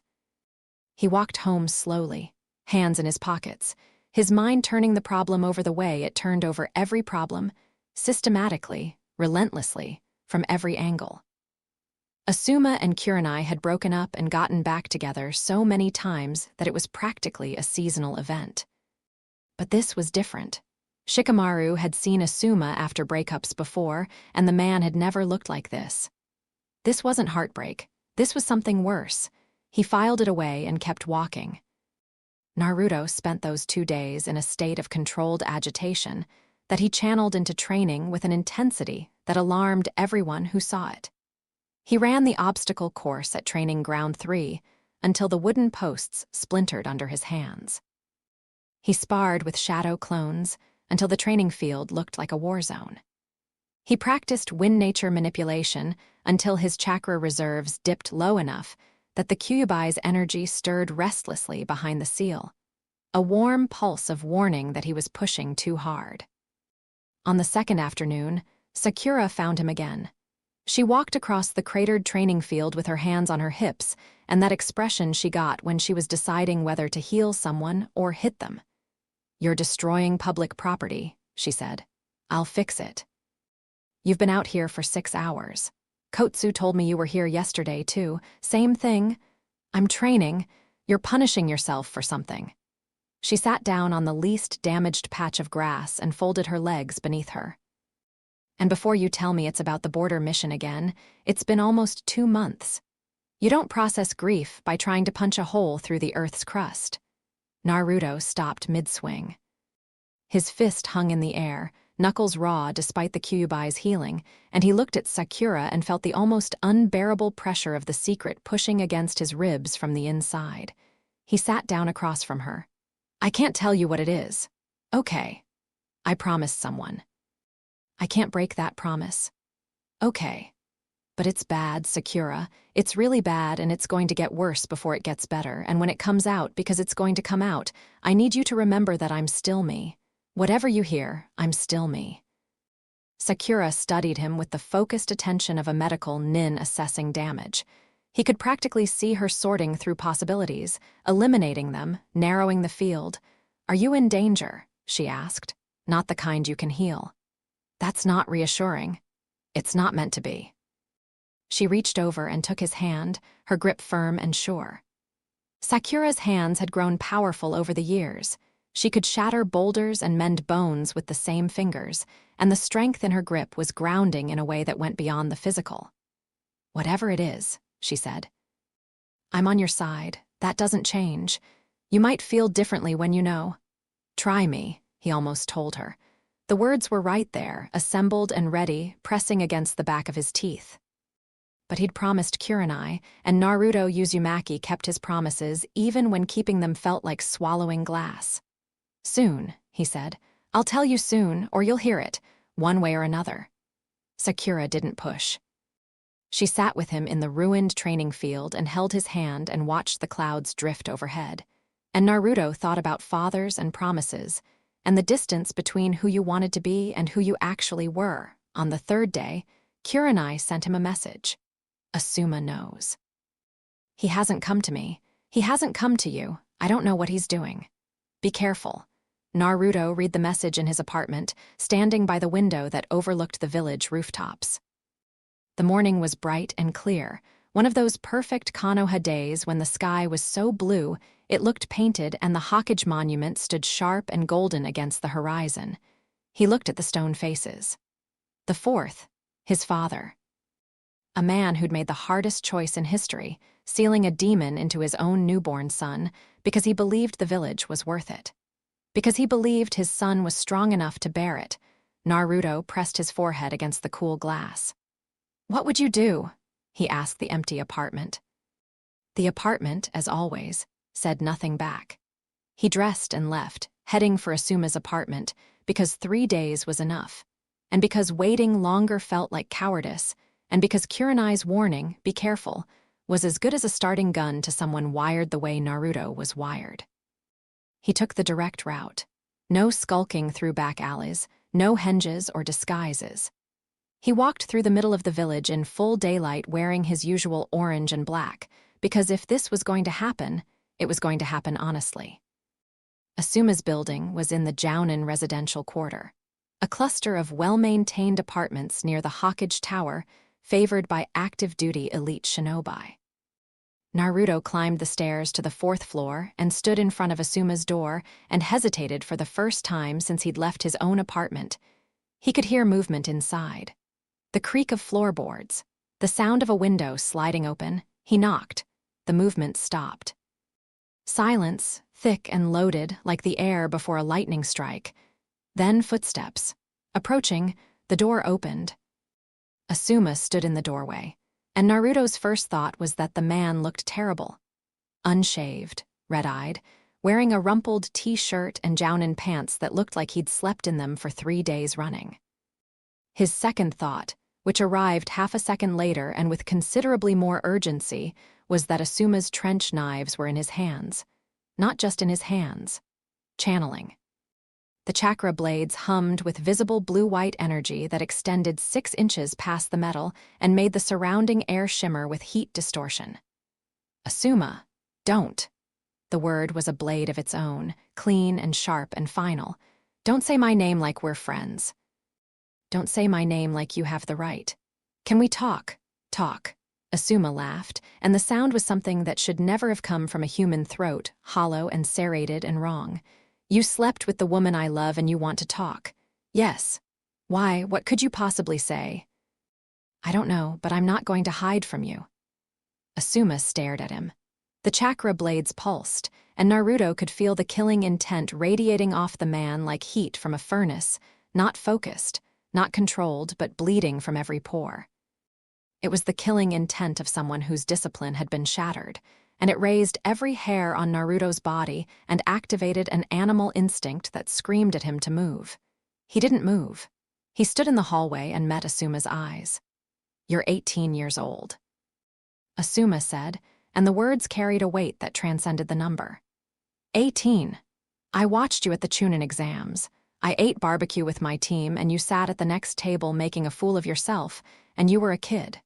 A loud, stupid, reckless kid who couldn't sit still for 10 minutes. His voice cracked along a fault line. And you slept with her. I did. Why? Because we were alone and we'd nearly died and we were scared and hurting, and none of that is an excuse, but it's what happened. You're right. It's not an excuse. I know. She's 13 years older than you. I know. You don't know anything. Asuma stepped forward, out of the doorway, into the narrow hallway. The chakra blades through flickering light across the walls. You don't know what it takes to love someone for 5 years. To fight for something over and over. To swallow your pride and come back, even when you know you don't deserve it. To finally get to the point where you're ready to give everything. And then find out that, while you were away trying to become the man she needed. She was in a cave with a boy who barely knows what love means. The words hit exactly where they were aimed, at the soft, unarmored place in Naruto's chest where his worst fears about himself lived. The fear that he was still just a kid playing at being a man. The fear that he didn't understand the things that mattered. The fear that all his strength and all his jutsu and all his growth couldn't make up for the fundamental thing he lacked, which was the experience of being loved properly and learning what it meant to love properly in return. But he held. He absorbed the blow the way he'd learned to absorb physical blows, by letting them land, by feeling the impact, by staying on his feet. You're right, he said. I don't know those things. I've never loved someone the way you love her. I've never had what you two had. But I know what I did, and I know standing here is the least I owe you. Asuma's jaw worked. The rage in his eyes was enormous, tectonic, and Naruto could see him fighting it, not to suppress it but to control it, to keep it from spilling over into action. The trench knives hummed. The hallway felt like a box with the walls closing in.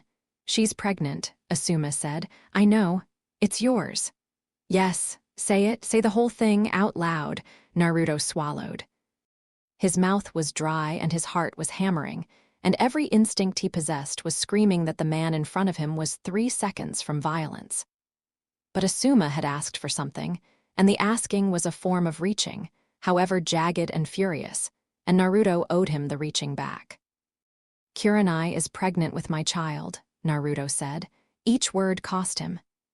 It happened once in a cave near the border after the ambush. It was a mistake. I take responsibility for it. Asuma's face went through something Naruto had never seen before. A convulsion of emotion so extreme it looked physical, as if the muscles beneath the skin were fighting each other for control. His breathing went ragged. The trench knives flared bright enough to throw shadows down the hallway. Then very slowly he deactivated the chakra flow. The blades dimmed. The hallway lost its electric tension by degrees like a room decompressing. Get out of my building, Asuma said. His voice was flat now. Emptied. The rage hadn't gone, it had gone underground, which was worse. Asuma. I won't tell you again. Naruto nodded. He turned and walked to the stairwell, feeling Asuma's gaze on his back like a physical weight. At the top of the stairs, he stopped. I'm not going to disappear, he said without turning around. I'm not going to pretend this didn't happen, and I'm not going to run from whatever comes next.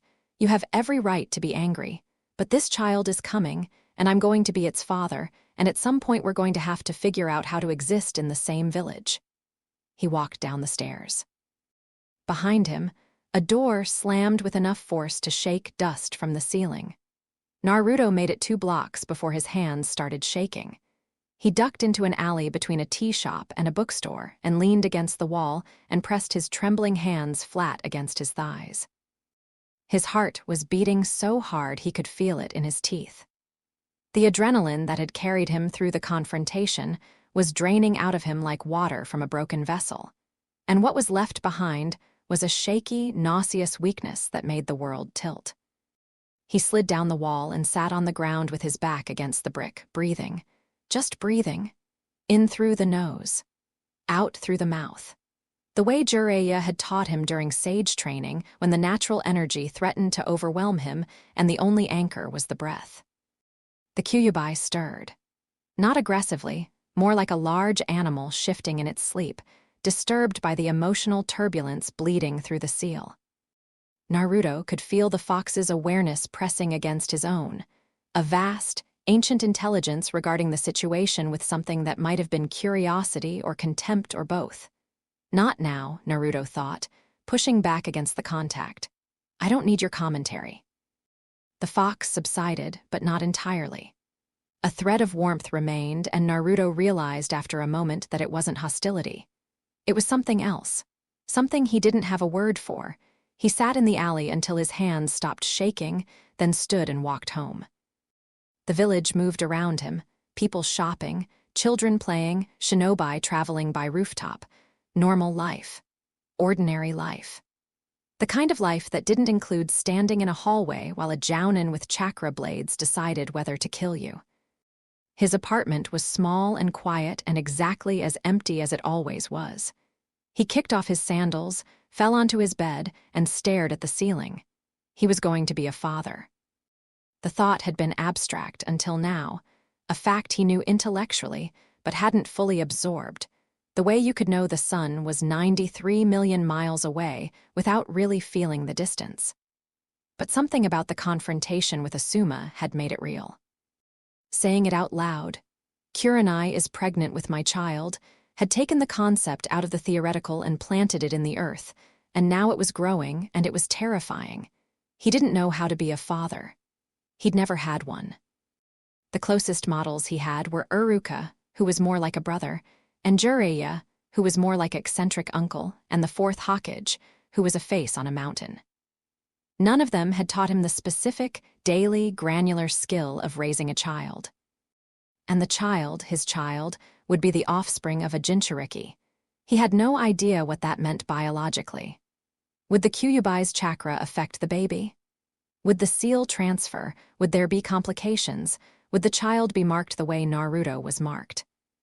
He needed answers, and the only people who might have them were Tsunade and possibly Jiraiya, and telling either of them meant detonating another bomb. He rolled onto his side and pressed his face into the pillow, and allowed himself exactly 30 seconds of pure, unfiltered panic. His heart raced, his breathing went shallow, and his mind spiraled through worst-case scenarios with the kind of creative catastrophizing that would have impressed even Shikamaru. Then the 30 seconds were up. He breathed. He steadied. He sat up. "Okay," he said to the empty room. "Okay. One thing at a time." The first thing was Kurenai. She needed to know that Asuma hadn't killed him and that the conversation, such as it was, had happened.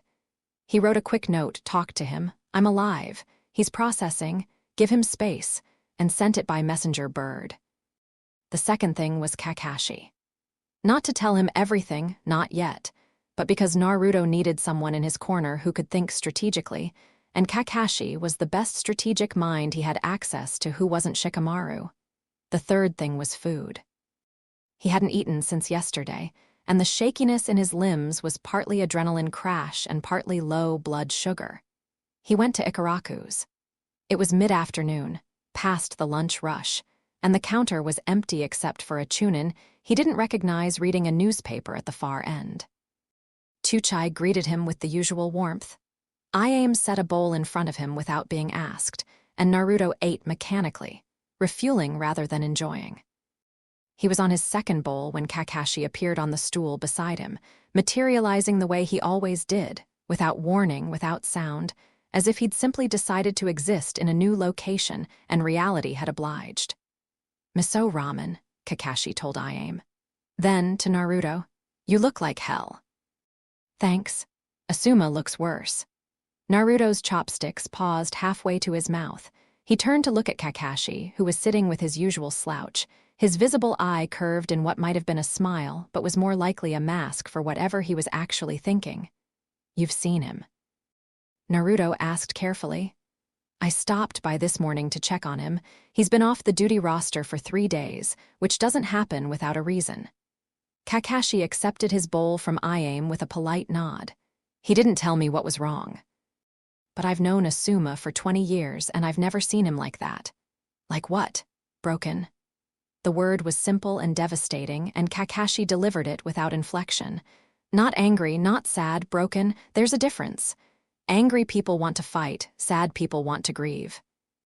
Broken people want to disappear." Naruto set his chopsticks down. His appetite had evaporated. "Kakashi-sensei, if I told you something I've done, would you listen before you judged?"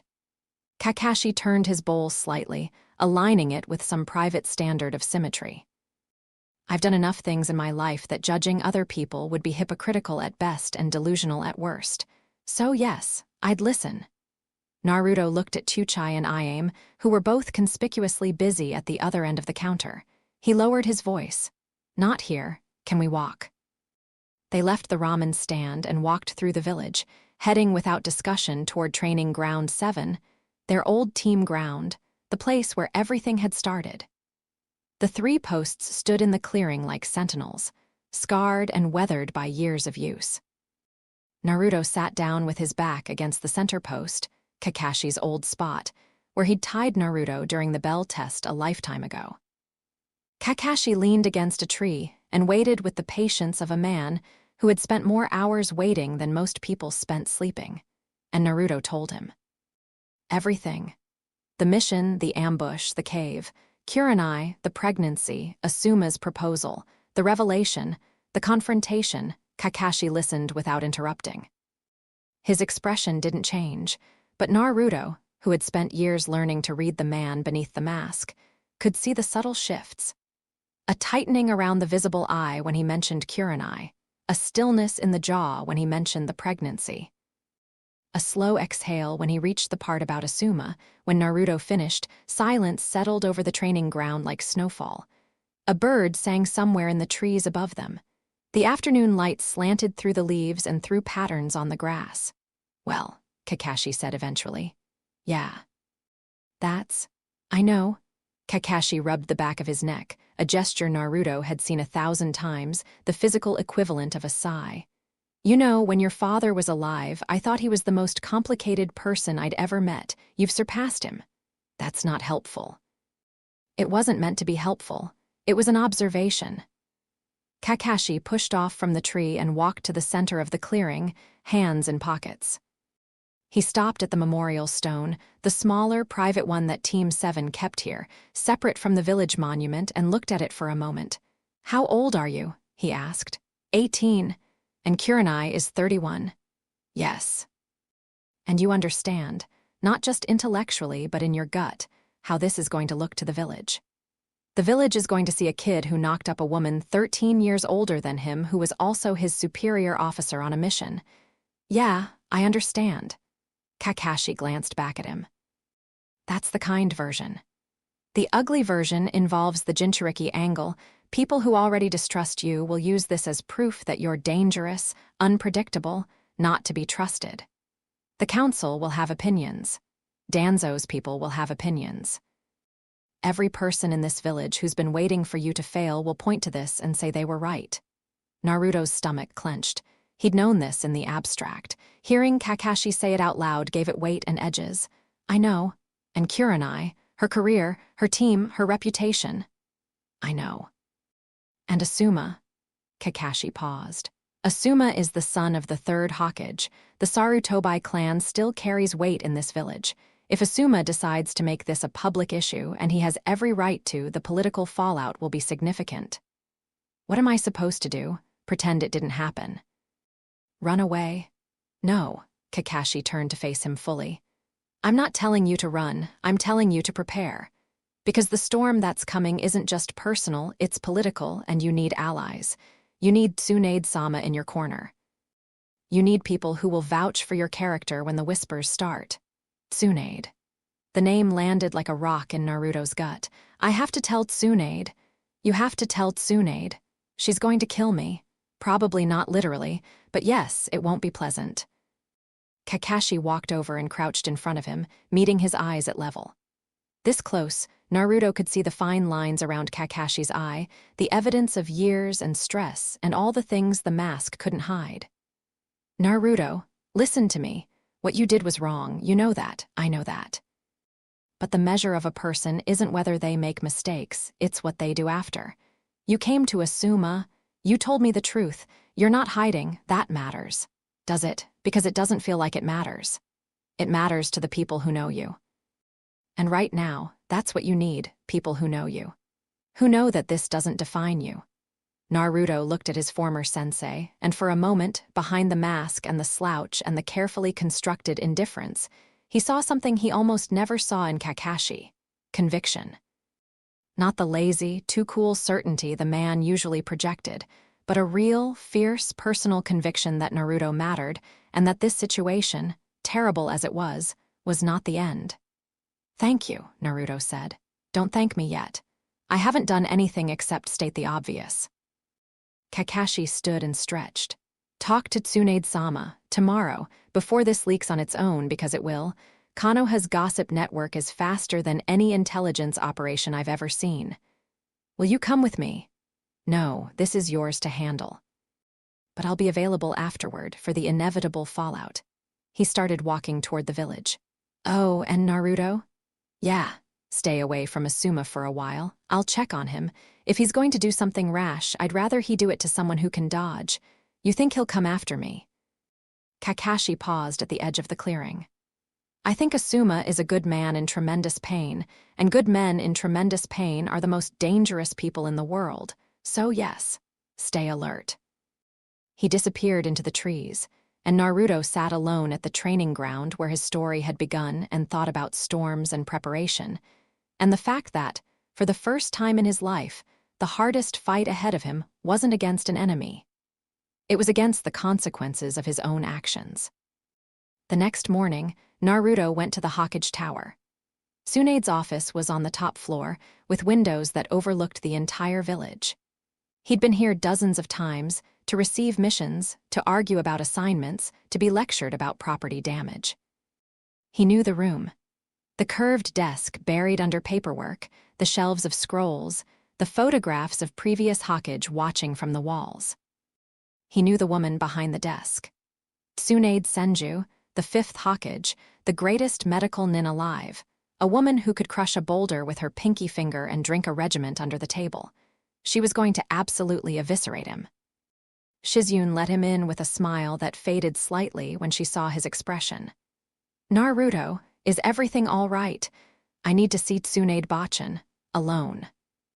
The use of the private nickname, Bachin, grandmother, in a professional setting told Shizune everything she needed to know about the seriousness of his request. She nodded and opened the inner door.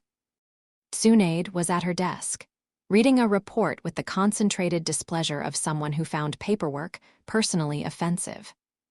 She looked up when Naruto entered, and her expression shifted through its usual rapid progression. Mild annoyance at the interruption, warmth at seeing him, and then sharpening concern as she read his face. "Close the door," she said. He closed it. The click of the latch felt like the closing of a cell. "Shizune, give us the room," Tsunade called through the door. He heard Shizune's footsteps retreat. Then silence. Tsunade leaned back in her chair and folded her arms. "Whatever this is, it's bad. I can smell bad news the way Kiba smells a target. So stop standing there like a condemned man and sit down and tell me." Naruto sat. The chair across from the Hokage's desk was hard and uncomfortable, designed, he was sure, to keep visitors from lingering. He told her. He'd gotten better at this, the telling. The first time with Kakashi, the words had come out tangled and defensive. This time he laid it out clean. The mission, the ambush, the cave, Kurenai, the pregnancy, Asuma, the proposal and the truth and the confrontation. He spoke for about 5 minutes, and when he was done, he sat back and waited. Tsunade had not moved. Her arms were still crossed, her back still straight, her amber eyes fixed on him with an intensity that made the Kyuubi's killing intent feel like a gentle breeze. The silence stretched. 10 seconds. 20. 30, you absolute idiot, Tsunade said. "I know, you catastrophic, monumental, unbelievable idiot. I know.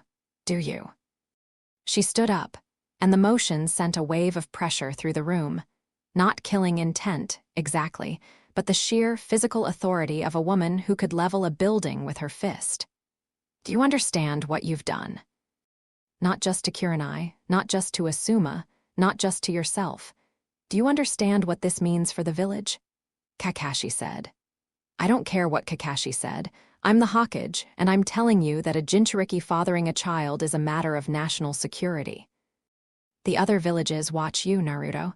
They watch you the way wolves watch a campfire, from a distance, with respect and fear, and the moment they see weakness, they move. And this?" She slammed her palm on the desk hard enough to crack the wood. "This is weakness. Not because of the child, because of the chaos, because of the scandal, because every rival nation will look at Konoha and see a village that can't control its own Jinchuriki. I'm not a weapon to be controlled. I know that." The shout shook the windows. Tsunade's face was flushed, her eyes bright with a fury that was, Naruto realized, at least partly born from fear. She wasn't just angry, she was scared for him. "I know you're not a weapon, I know you're a person. A person who I care about deeply, which is why I am so incredibly furious that you've put yourself in this position." She sat back down heavily and pressed her fingers to her temples. "How far along?" "About 8 weeks. Kurenai's been seeing a civilian doctor." "A civilian doctor, of course. Because going to the hospital would mean records." Tsunade shook her head. "Kurenai's smart, I'll give her that, but this can't stay with a civilian practitioner. The pregnancy of a Jinchuriki's child needs proper monitoring. We don't know what effects the Kyuubi's chakra might have on fetal development." That was the fear Naruto hadn't voiced, the one that lived in the darkest corner of his mind. "Could the baby be?" "I don't know. There's no precedent. Kushina was a Jinchuriki, and she had you, and you were healthy, but the Kyuubi was sealed into you at birth, so we don't know if there were prenatal effects or not." Tsunade's tone had shifted from fury to clinical analysis, the medical nin taking over from the angry surrogate grandmother. "I'll need to examine Kurenai myself, privately, no records in the standard system. She's not going to like that." She doesn't have to like it, she has to accept it. This is above her pay grade and yours. Tsunade fixed him with a stare that could have etched glass. Now, the political situation. Who knows? You, Kakashi, Kurenai, and me, and Asuma. Asuma. Tsunade closed her eyes briefly. The son of my predecessor, the last living Sarutobi in active service, who was about to marry Kurenai before you, she stopped herself, breathed. How did he take it? How do you think? Is he a threat? To you, to Kurenai, the question hit Naruto in a way he hadn't expected. A threat. Asuma Sarutobi, the man who'd watched his team at the Chunin exams with quiet pride, who'd trained Shikamaru and Ino and Choji into a legendary formation, who smoked too much and laughed easily and loved deeply, reduced to a potential threat assessment. He's hurt, Naruto said. Angry. But I don't think he's a threat, not to Kurenai. To you, Naruto hesitated. I don't know, Tsunade nodded slowly. I'll talk to him, not about the details, about his mental state.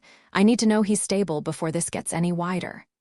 She pulled a blank scroll toward her and began writing. Here's what's going to happen. Kurenai reports to me for a private medical evaluation within 48 hours. You continue your normal duties and say nothing to anyone else until I've assessed the full scope of this situation. I'll handle the political angle, the council, the clan heads, whatever needs managing. And Asuma is my problem, or rather, he's the village's problem, because a jounin in emotional crisis is a liability, and I need him functional. She looked up from the scroll. Naruto. I need to ask you something, and I need you to answer honestly. Okay. Do you love her? Kurenai, the question landed in the quiet room like a stone in a pond. Naruto felt the ripples spread through him, touching memories and emotions and half-formed truths he hadn't fully examined. No. He said, not like that. I respect her. I care about her. What happened in the cave it was connection. It was two lonely people reaching for something in the dark, but it wasn't love. Tsunade watched him for a long time, and he could see her weighing his words, testing them for truth the way a jeweler tested gold. That's the first honest thing anyone said about this situation, she murmured. And it might be the saddest. She stood and walked to the window, looking out over the village. From this height, Konoha spread in every direction, rooftops and streets and training grounds and the distant green of the surrounding forest. A village full of people living their ordinary lives, unaware that the ground beneath them was about to shift. Go home, Tsunade said. Get some rest. And Naruto, for the love of everything, stay away from Asuma until I've talked to him. Everyone keeps telling me that. Because everyone is smarter than you. But there was no malice in it, only a tired, rough-edged affection. You're going to get through this. It's going to be ugly and painful, and it's going to take longer than you want, but you'll get through it. He stood and walked to the door. His hand was on the handle when Tsunade spoke again. Your mother. He froze. Kushina was the most stubborn person I ever met. She made terrible decisions with absolute conviction and then stood by them no matter what. It drove everyone around her crazy. Tsunade's voice was soft in a way he'd almost never heard from her. You're so much like her it hurts. Naruto's throat closed. He opened the door and walked out before she could see his face, and Shizune watched him pass through the outer office with worried eyes that he couldn't meet. The news held for 4 more days. 4 days of normalcy, of missions and training and meals and sleep, of a village that didn't know it was standing on a fault line. Naruto went through his routines with the mechanical efficiency of someone counting down to a detonation. On the 2nd day, Kurenai went to see Tsunade. Naruto knew because she sent him a brief message afterward. She's angry but professional. Medical exam tomorrow. She's worried about the Kyuubi factor. On the 3rd day, Naruto ran into Hinata at the market. She was buying vegetables, carrying a basket over one arm, her dark hair loose around her shoulders. She'd grown so much since their academy days, still quiet, still gentle, but with a core of steel that showed in the steadiness of her gaze and the sureness of her movements.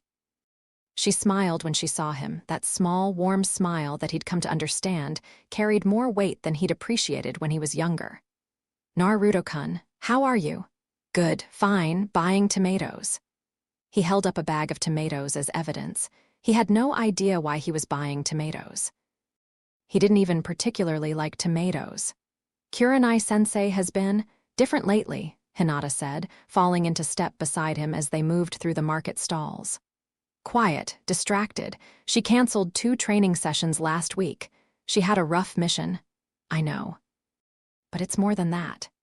Hinata's pale eyes, those all-seeing Hyuga eyes, studied him with a gentleness that somehow made the scrutiny worse. And you've been different too, since the same mission. Naruto's heart rate spiked. He covered it by examining a display of fish with excessive interest. I'm fine, Hinata. I didn't say you weren't fine, I said you were different. She paused. You don't have to tell me, but I notice things, Naruto-kun. I've always noticed things about you.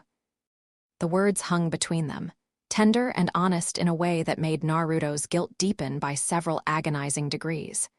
He knew what Hinata felt for him. He'd known for years, since the pain invasion, since she'd thrown herself between him and death with a confession on her lips. He'd never properly addressed it, not out of cruelty, but out of the same emotional paralysis that had defined so much of his personal life. He didn't know how to hold what Hinata offered without dropping it. And now, he was standing in a market holding a bag of useless tomatoes, while the woman who loved him told him she noticed him. And in a matter of days, she was going to find out that he'd slept with her sensei. And the damage that would do to her was something he couldn't fix with apologies or jutsu. Hinata, he said, and he didn't know what he was going to say next.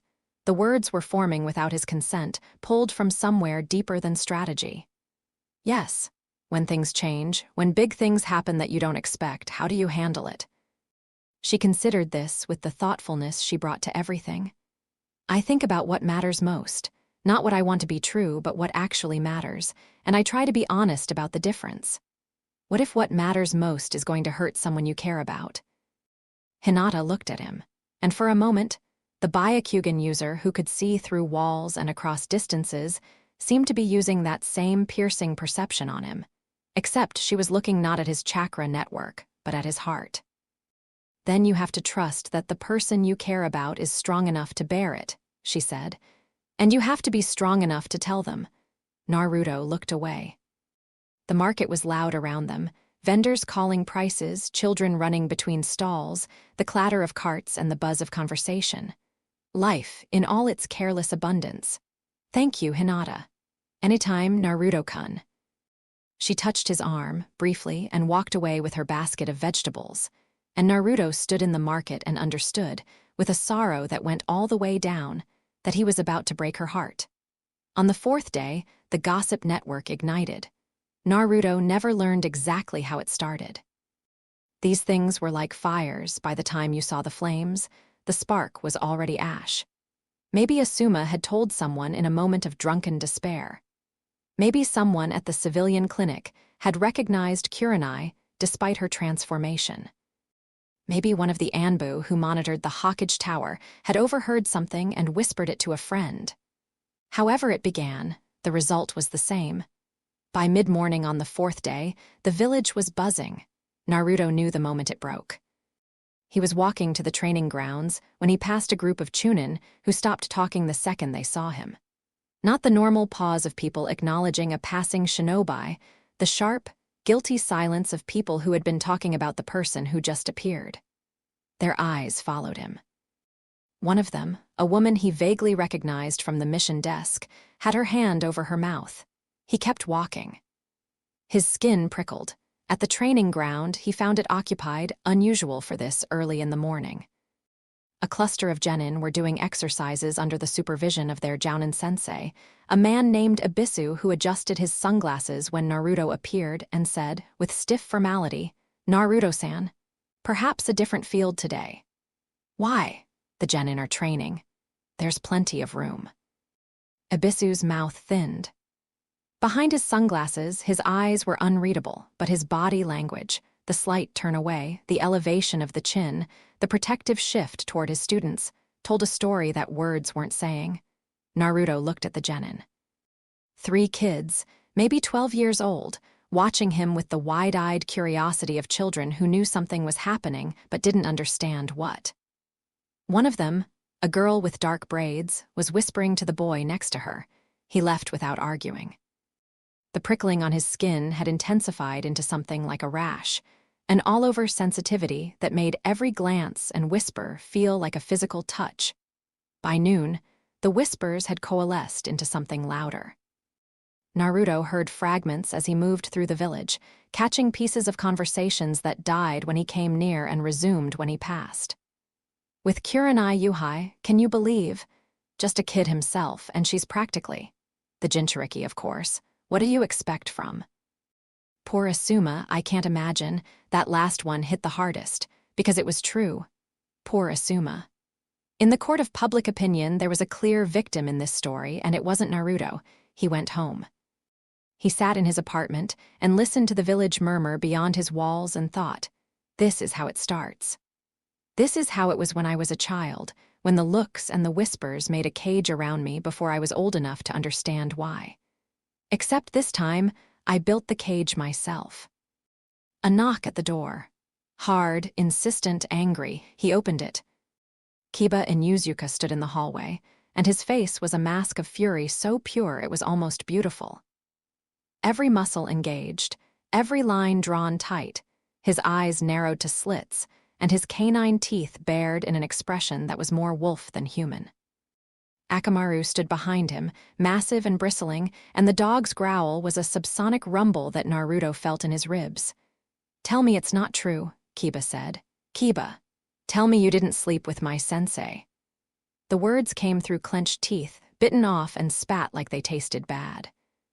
Tell me the entire village isn't talking about how Naruto Uzumaki got Kurenai-sensei pregnant. Tell me this is some kind of sick joke. Naruto stepped into the hallway, pulling the door closed behind him. Not because he was afraid of Kiba inside his apartment, but because some conversations needed open air. It's not a joke, he said. Kiba hit him.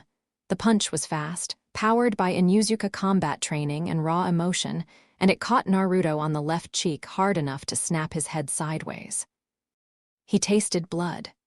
The hallway wall caught him, and he braced against it, and Kiba was already winding up for a second swing. Naruto caught the second punch. Not with a block, with his open hand, wrapping his fingers around Kiba's fist and holding it. The Kyubai's healing was already working on his cheek, the bruise forming and fading almost simultaneously. One, Naruto said. You get one, because you love your sensei and you're angry and I deserve it. You deserve more than one. Kiba tried to wrench his fist free and couldn't. Naruto's grip was iron. How could you? She's our sensei. She trained us, she believed in us, she's like a mother to Hinata, do you know that? Hinata doesn't have a mother who gives a damn about her, and Kurenai-sensei is the one who, his voice broke. The anger cracked, and underneath it was something younger and more frightened, the pain of a young man watching someone he loved and trusted revealed as fallible, as human, as capable of the same messy, destructive choices as everyone else. Naruto released his fist. I know. You don't know. You don't know what she means to us. You're right. I don't know that the way you do, but I know who she is, Kiba. She's still the same person. Is she? Because the Kurenai-sensei I know she wouldn't just... He ran out of words and stood in the hallway with his chest heaving and Akamaru pressed against his leg. People make mistakes, Naruto said. Even the people we look up to. Don't give me that fortune cookie garbage.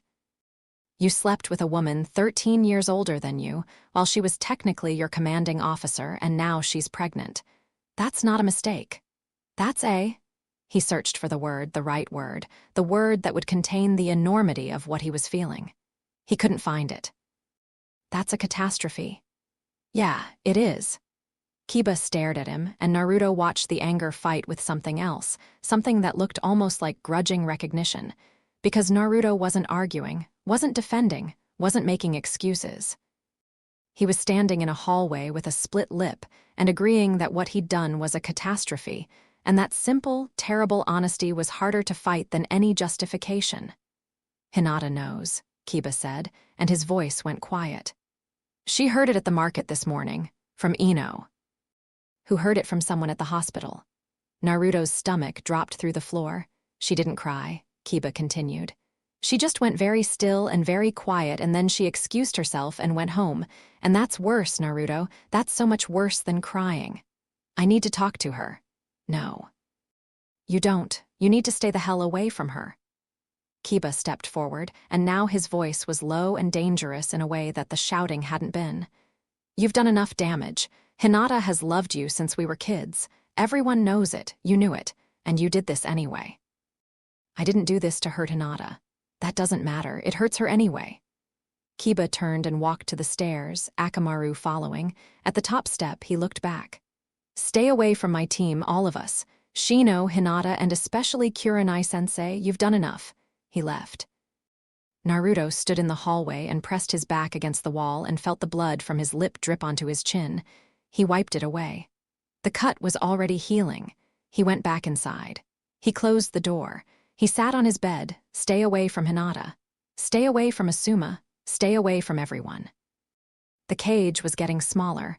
By evening, the village had made its judgment. Not officially, there had been no announcement, no formal proceeding, no declaration from the Hokage's office. But the informal verdict was delivered through 1,000 small interactions. The averted eyes, the turned backs, the conversations that stopped, the invitations that didn't come.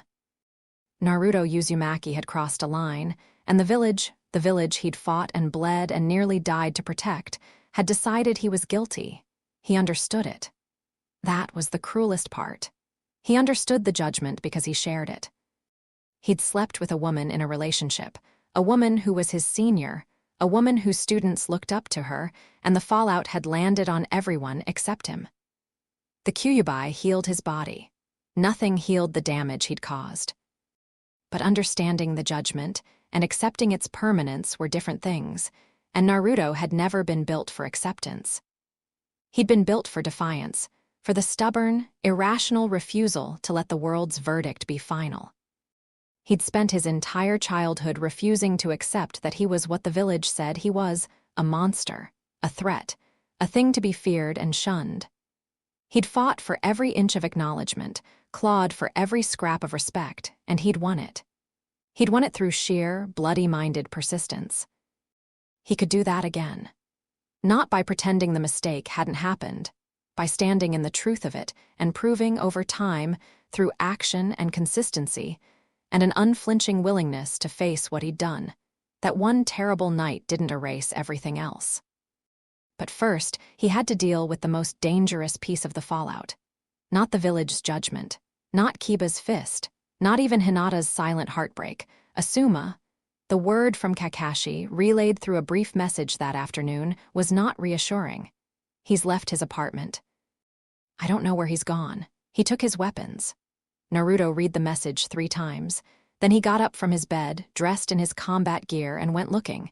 He found Asuma at sunset, in the last place he expected, training Ground 7. The same field where Naruto had told Kakashi the truth. The same field with the 3 posts, and the memorial stone, and the weight of history in every blade of grass. Asuma was sitting on the ground with his back against the center post, smoking a cigarette.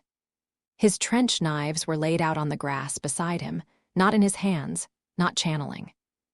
Just laid out, like an offering or a choice not yet made. He looked up when Naruto emerged from the tree line, and their eyes met across 30 feet of open ground, and the air between them hummed with something that went beyond killing intent. It was more personal than that, more specific. It was the energy between 2 men who were connected by something neither of them wanted and neither of them could undo. I didn't come here looking for you, Asuma said. His voice was hoarse but steady, steadier than it had been in the hallway 3 days ago. He'd shaved. He was wearing clean clothes. Something had shifted in him during his days of isolation. Some internal process had reached a new stage. I came here because this is where I used to bring my team, when they were genin, when everything was simple. Naruto stopped at the edge of the clearing. Should I go? Probably, but stay. He said it like it cost him something. Naruto crossed the clearing and sat down on the grass, 10 feet from Asuma, close enough to talk but far enough to breathe. They sat in the fading light, and for a while neither of them spoke. The sunset painted the sky in layers of red and gold, and the shadows of the 3 posts stretched across the grass like dark fingers. "I've been trying to hate you," Asuma said. He took a long drag on his cigarette and exhaled smoke into the evening air. "For 3 days, I sat in my apartment and drank and smoked and tried to build a hatred big enough to match what you did. And I couldn't. Why not? Because I keep seeing that 12-year-old kid at the Chunin exams who fought Neji Hyuga and wouldn't stay down. Who stood up every time he got knocked down, not because he was too stupid to quit, but because quitting wasn't in his vocabulary. And I think that kid grew into someone who made a terrible mistake, and the terrible mistake doesn't erase the kid." Naruto's throat tightened. "But..." Asuma continued, and the word was a blade. "That doesn't mean I forgive you, because I don't. I may never forgive you. You took something from me that I can't get back, not Kurenai, because Kurenai isn't mine to lose. She's her own person and she made her own choice. But you took my future. The one I was building, the one I was finally brave enough to reach for. I know. Stop saying I know, you don't know, you can't know, you've never loved someone for 5 years and had it taken away." Naruto accepted that. He sat with it. "I want to tell you something," Asuma said. He stubbed out his cigarette on the ground and lit another, the flame of the lighter briefly illuminating his face. He looked older than his years. He looked like his father, and Naruto wondered if he knew that. "When my old man died, when the 3rd fell during the invasion, I thought the worst thing that could ever happen to me had already happened. I thought I'd hit the floor, and I found out that the floor has a basement. Asuma, I'm not finished." He smoked in silence for a moment, watching the ember pulse. "I went to my father's grave this morning, first time since I got back from the capital. I stood there and I asked him what to do, and you know what I heard? Nothing. Because he's dead, and dead men don't give advice, no matter how much we need them to." "I do that too," Naruto said quietly. "I talk to my father's face on the mountain, he never answers either." Asuma looked at him, and something complicated moved through his expression, a recognition, maybe, that the 2 of them, for all their differences, shared this specific wound. The wound of asking a dead father for guidance and receiving only silence. "Here's what I've decided," Asuma said. "I'm not going to fight you. I'm not going to challenge you or try to hurt you or make this into a spectacle that gives the village something to gawk at. That would dishonor my father's memory and my own, and I've had enough dishonor for 1 lifetime." Naruto waited. "But I'm also not going to pretend to be okay with it. I'm not going to shake your hand and wish you well and play the gracious man who's above it all. I'm angry and I'm hurt, and I'm going to be angry and hurt for a long time, and you're going to have to live with that. Not as a punishment, as a fact. Some things take longer than you want them to. That's fair. Don't tell me what's fair." But there was no venom in it, just exhaustion. Asuma smoked his cigarette down to the filter and ground it out. "The child? Yeah, it's really yours. Yes. And you're going to, what? Be a father at 18? I'm going to try." Asuma laughed, short and bitter. "You're going to try. That's what you said before the Chunin exam finals when Kakashi told you to forfeit against Neji. I'm going to try. And then you beat a prodigy with a technique you learned in a month. This is different. Everything's different. Nothing's different." Asuma stood, and the motion was stiff, the stiffness of a man who'd been sitting in one place for too long, processing too much. He picked up his trench knives and strapped them to his sides. "I'm going back to active duty tomorrow. I've spent enough time in the dark." "Good. That's not for your benefit." "I know," Naruto caught himself. "Sorry, I keep saying that." "Yeah, you do." Asuma looked at the training ground one last time, the 3 posts, the memorial stone, the grass where his students had trained and grown and become something. Then he started walking toward the village. "Asuma." The older man stopped but didn't turn around. "I know you don't want to hear this from me, but you would have been a good father. You would have been an incredible father. And the fact that you're not going to get that chance, the chance you were building toward, that's on me, and I'll carry that for the rest of my life." Asuma stood very still. The evening breeze stirred his hair, and the smoke from his cigarette curled into the darkening sky. Naruto could see his hands at his sides, not fisted but not relaxed either, caught somewhere between violence and surrender. Then he walked away, into the trees, into the gathering dark, and Naruto sat alone in the training ground and watched the stars come out. The first one appeared directly above the fourth Hokage's face on the monument. Naruto looked at it, that single point of light in the vast dark, and thought about father's. His own, who'd given everything. Asuma's, who'd given everything.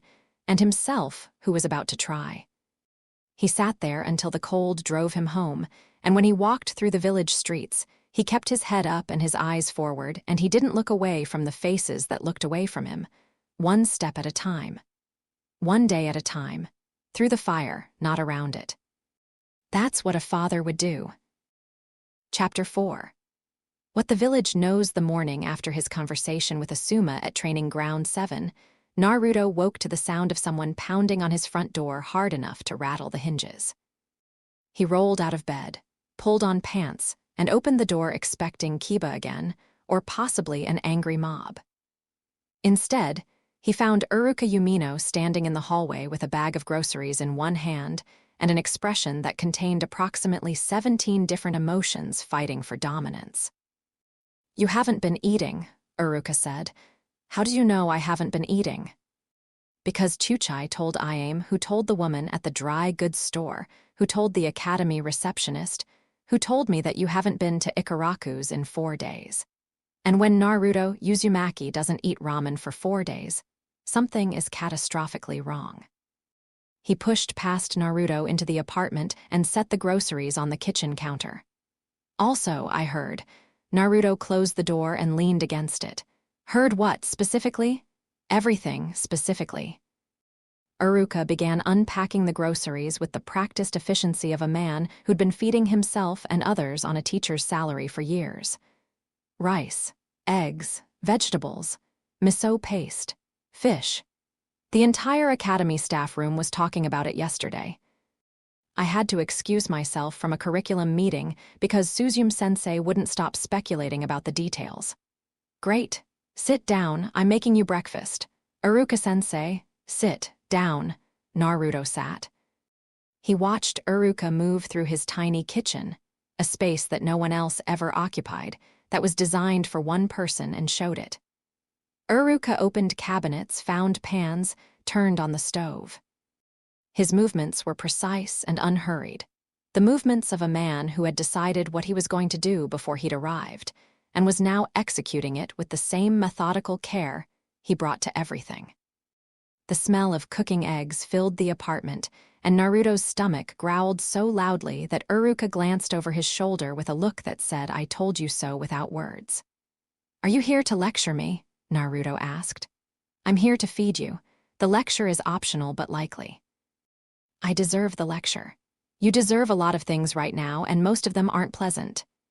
Uruka set a plate in front of him, eggs, rice, grilled fish, miso soup, a proper meal, the kind Naruto almost never made for himself. "Eat first, talk second." Naruto ate. The food was good, not restaurant quality, but made with the specific, caring attention of someone who knew him well enough to remember that he liked his eggs slightly runny, and his rice a little sticky. He cleaned the plate in minutes and felt, for the first time in days, something resembling human. Uruka sat down across from him with his own cup of tea and the expression of a man who'd been rehearsing a conversation for hours and was now discarding his script. "Tell me," he said. So Naruto told him, the whole thing from the beginning, leaving nothing out. He was getting practiced at this, the telling, and each time it got simultaneously easier and harder. Easier because the words were familiar now, well-worn from repetition. Harder because each telling meant another person looking at him differently, another relationship tested, another bridge subjected to a weight it was never built to bear. Uruka listened the way Uruka always listened, with his whole body, leaning forward, his eyes focused and his hands wrapped around his teacup. He didn't interrupt. He didn't react visibly to the worst parts, though Naruto saw his knuckles whiten once, briefly, when the pregnancy was mentioned. When Naruto finished, Iruka sat back and drank his tea and was quiet for what felt like a very long time. "You know what I thought," Iruka said finally, "when I first heard the rumor. Before I knew the details, before I heard it from you, you know what my first thought was? That I was an idiot. No, my first thought was, he must be so scared." Iruka's voice was steady, but his eyes were bright, and Naruto recognized the emotion in them because he'd seen it before, at the academy, when Iruka had thrown himself in front of a giant shuriken to save a 12-year-old boy he barely knew. It was the particular, fierce, irrational love of a teacher who had looked at a lonely child and decided, without reservation or condition, that the child mattered. "I'm not here to tell you what you did was right," Iruka continued. "It wasn't, you know that. But I'm also not here to pile on, because the entire village is already doing that, and what you need right now isn't more punishment. What you need is someone who's going to stand next to you while the storm hits." Naruto's vision blurred. He blinked hard, pressing the heel of his hand against his eye. "Don't you dare cry into the breakfast I made you," Iruka said, and the familiar, gruff warmth in his voice broke through Naruto's defenses more effectively than any blow. "I'm not crying. Something's in my eye. Both eyes? Shut up." Iruka smiled, small and sad and genuine. Then he reached across the table and put his hand on Naruto's head, the way he used to when Naruto was 12 and had failed another exam and was pretending not to care. The weight of that hand, the familiar, anchoring, unshakable weight of it, said everything that words couldn't. They sat like that for a moment. Then Iruka withdrew his hand and drank his tea and said, in a businesslike tone that meant the emotional part was over and the practical part was beginning, "Now, here's what we're going to do. I'm not leaving you to handle this alone, and I'm insulted you'd think I would." He pulled a notepad from his vest pocket. Iruka always had a notepad, it was a teacher thing, and uncapped a pen. "First, your living situation. This apartment is too small for a father-to-be. You need a bigger place. I can't afford, we'll figure it out. Second, Tsunade-sama. Has she made any public statement? Not yet. She's managing the political angle. Good, she's smart. But the longer the official silence lasts, the more the rumor mill fills the gap. We need a strategy for controlling the narrative." Naruto stared at him. "You sound like Shikamaru." "Where do you think Shikamaru learned strategy? I taught him for 4 years at the academy." Iruka tapped the notepad. "Third, Kurenai, how is she?" "I don't know. We've been communicating by message. Kiba told me to stay away from Team 8. Kiba doesn't get to make that decision." "But he's right that you should give Kurenai space in public.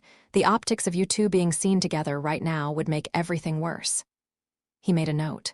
"Fourth, Asuma. We talked, last night, at Training Ground 7. Iruka's eyebrows rose, and he's not going to kill me, probably. He's going back to active duty.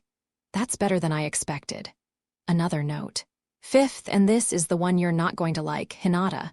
Naruto's stomach clenched. "I know. Do you? Because what that girl is going through right now," Iruka stopped himself, took a breath. "Hinata Hyuga has loved you quietly and faithfully for the better part of a decade. She's never asked anything of you. She's never pressured you. She has just been there, steady and patient, waiting for you to see her. And what she's learned isn't just that you slept with someone else. It's that you slept with her sensei. The woman she looks up to more than anyone, the woman who taught her to believe in herself." Each word was a precise, surgical incision, and Naruto felt every one. "I need to talk to her." He said, "Yes, you do. But carefully and privately and not until she's ready. Don't force a conversation she isn't prepared for just to ease your own guilt. How will I know when she's ready? You probably won't, but try anyway." They talked for another hour, Iruka making notes and asking questions, and mapping out the situation with the thoroughness of a man who spent his life preparing young people for a dangerous world. By the time he left, Naruto had something he hadn't had before, a plan. Not a grand strategy, not a solution, but a concrete set of steps that pointed forward instead of in circles. At the door, Iruka paused. "One more thing. Yeah, you're going to be a good father. You don't know that. I do. Because I've watched you grow up, and the thing that has always defined you, more than the Kyuubi, more than your jutsu, more than any of it, is that you never, ever give up on the people who matter to you. Uruka's eyes were fierce. That child is going to matter to you more than anything in the world, and you will show up for it every single day. I know this the way I know my own name. He left before Naruto could respond, which was probably intentional, because Naruto's voice had stopped working somewhere around the word. Father. Kurenai spent that same morning in Tsunade's private examination room, lying on a table while the Hokage's chakra-infused hands moved over her abdomen with the delicate precision of someone diffusing an explosive tag. The room was deep in the hospital's restricted wing, accessible only to the Hokage and her designated staff. No windows, sound-sealed walls, the kind of room where secrets could be kept, at least for a while. The fetus is developing normally, Tsunade said, her voice clinical. 8 weeks and 3 days. Heartbeat is strong. Chakra network is beginning to form, which is earlier than typical, but that's consistent with both parents being shinobi. She paused, her hands still glowing green over Kurenai's stomach. There's something else. Kurenai tensed. What? The chakra signature. It's unusual, not abnormal, there's nothing wrong, but there are traces of a secondary energy pattern interleaved with the primary network. Faint, like an echo. The Kyuubi.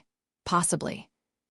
I need to cross-reference with Kushina's medical records from when she was carrying Naruto, but those files were sealed by the 3rd after the attack, and half of them were destroyed.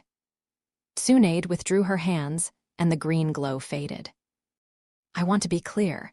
There is no indication of danger to you or the baby. What I'm seeing could be perfectly benign, a natural result of the father's unique chakra composition expressing itself in the child's developing network. But it warrants monitoring. Kurenai sat up slowly.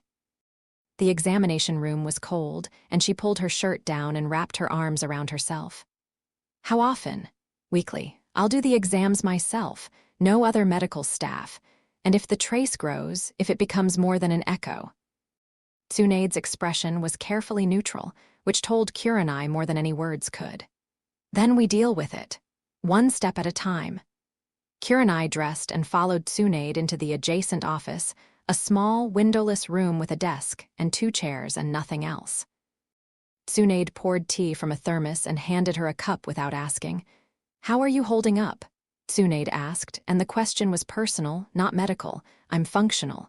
That's not what I asked. Kurenai held the tea and watched the steam curl. I'm losing everything. My reputation. My team's trust. Asuma. Every relationship I've built in this village is fracturing, and I built every one of them carefully over years, because I'm not like Naruto. I can't just barrel through life on charisma and determination. I calculated every friendship, every professional connection, every alliance. And now they're all breaking, and I don't know how to be the person who exists after they're gone. Tsunade regarded her across the desk. You know what I did when I lost Dan? And then Nawaki. You left the village for 20 years. I left the village for 20 years. I drank. I gambled. I abandoned everything I was supposed to be, the Senju heir, the medical prodigy, the responsibility to my grandfather's legacy. I ran, and I kept running, and the only thing that stopped me was a loud, annoying kid who refused to let me quit. She sipped her tea. I'm not telling you this to compare our situations. I'm telling you because I know what it looks like when a strong woman's world collapses, and I know that the instinct to run is almost overwhelming. So I'm asking, are you going to run? No. Good, because I need you here, not just for the baby, for the village. You're one of my best jounin. The border situation from your mission has escalated. Intelligence reports suggest the smuggling operation is connected to a larger network, and I'm putting together a response team. When you're cleared for duty, limited duty, nothing high risk, I want you on the analytical side. The shift from personal to professional was deliberate, and Kurenai recognized it for what it was. Tsunade offering her a rope. Not to pull her out of the hole, she'd have to climb herself, but to give her something to hold onto while she climbed. Thank you, Tsunade-sama. Don't thank me. Prove me right. Tsunade stood. And Kurenai, eat something, you look like a ghost. Kurenai left the hospital through a side entrance and walked into a day that was already in full bloom, bright, warm, the village alive with the mundane energy of midday. She walked with her head up and her eyes forward and her pace steady, because projecting strength was second nature, and because the alternative was projecting vulnerability, which she couldn't afford. She made it 6 blocks before she ran into Anko. Anko Mitarashi was leaning against the wall of a dango shop, eating a stick of dango with the focused intensity she brought to everything.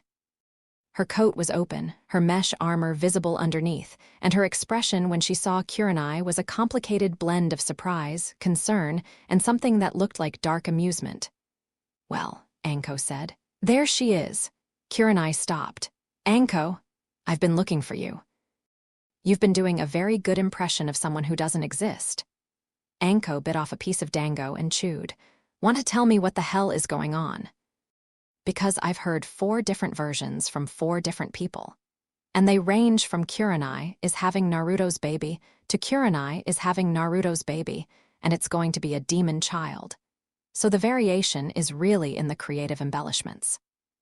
Kurenai looked at her oldest friend, the woman who'd been by her side since their genin days, who knew her better than almost anyone, and felt the exhaustion of pretending settle over her like a physical weight. "The first version is accurate, minus the demon child part." Anko stopped chewing.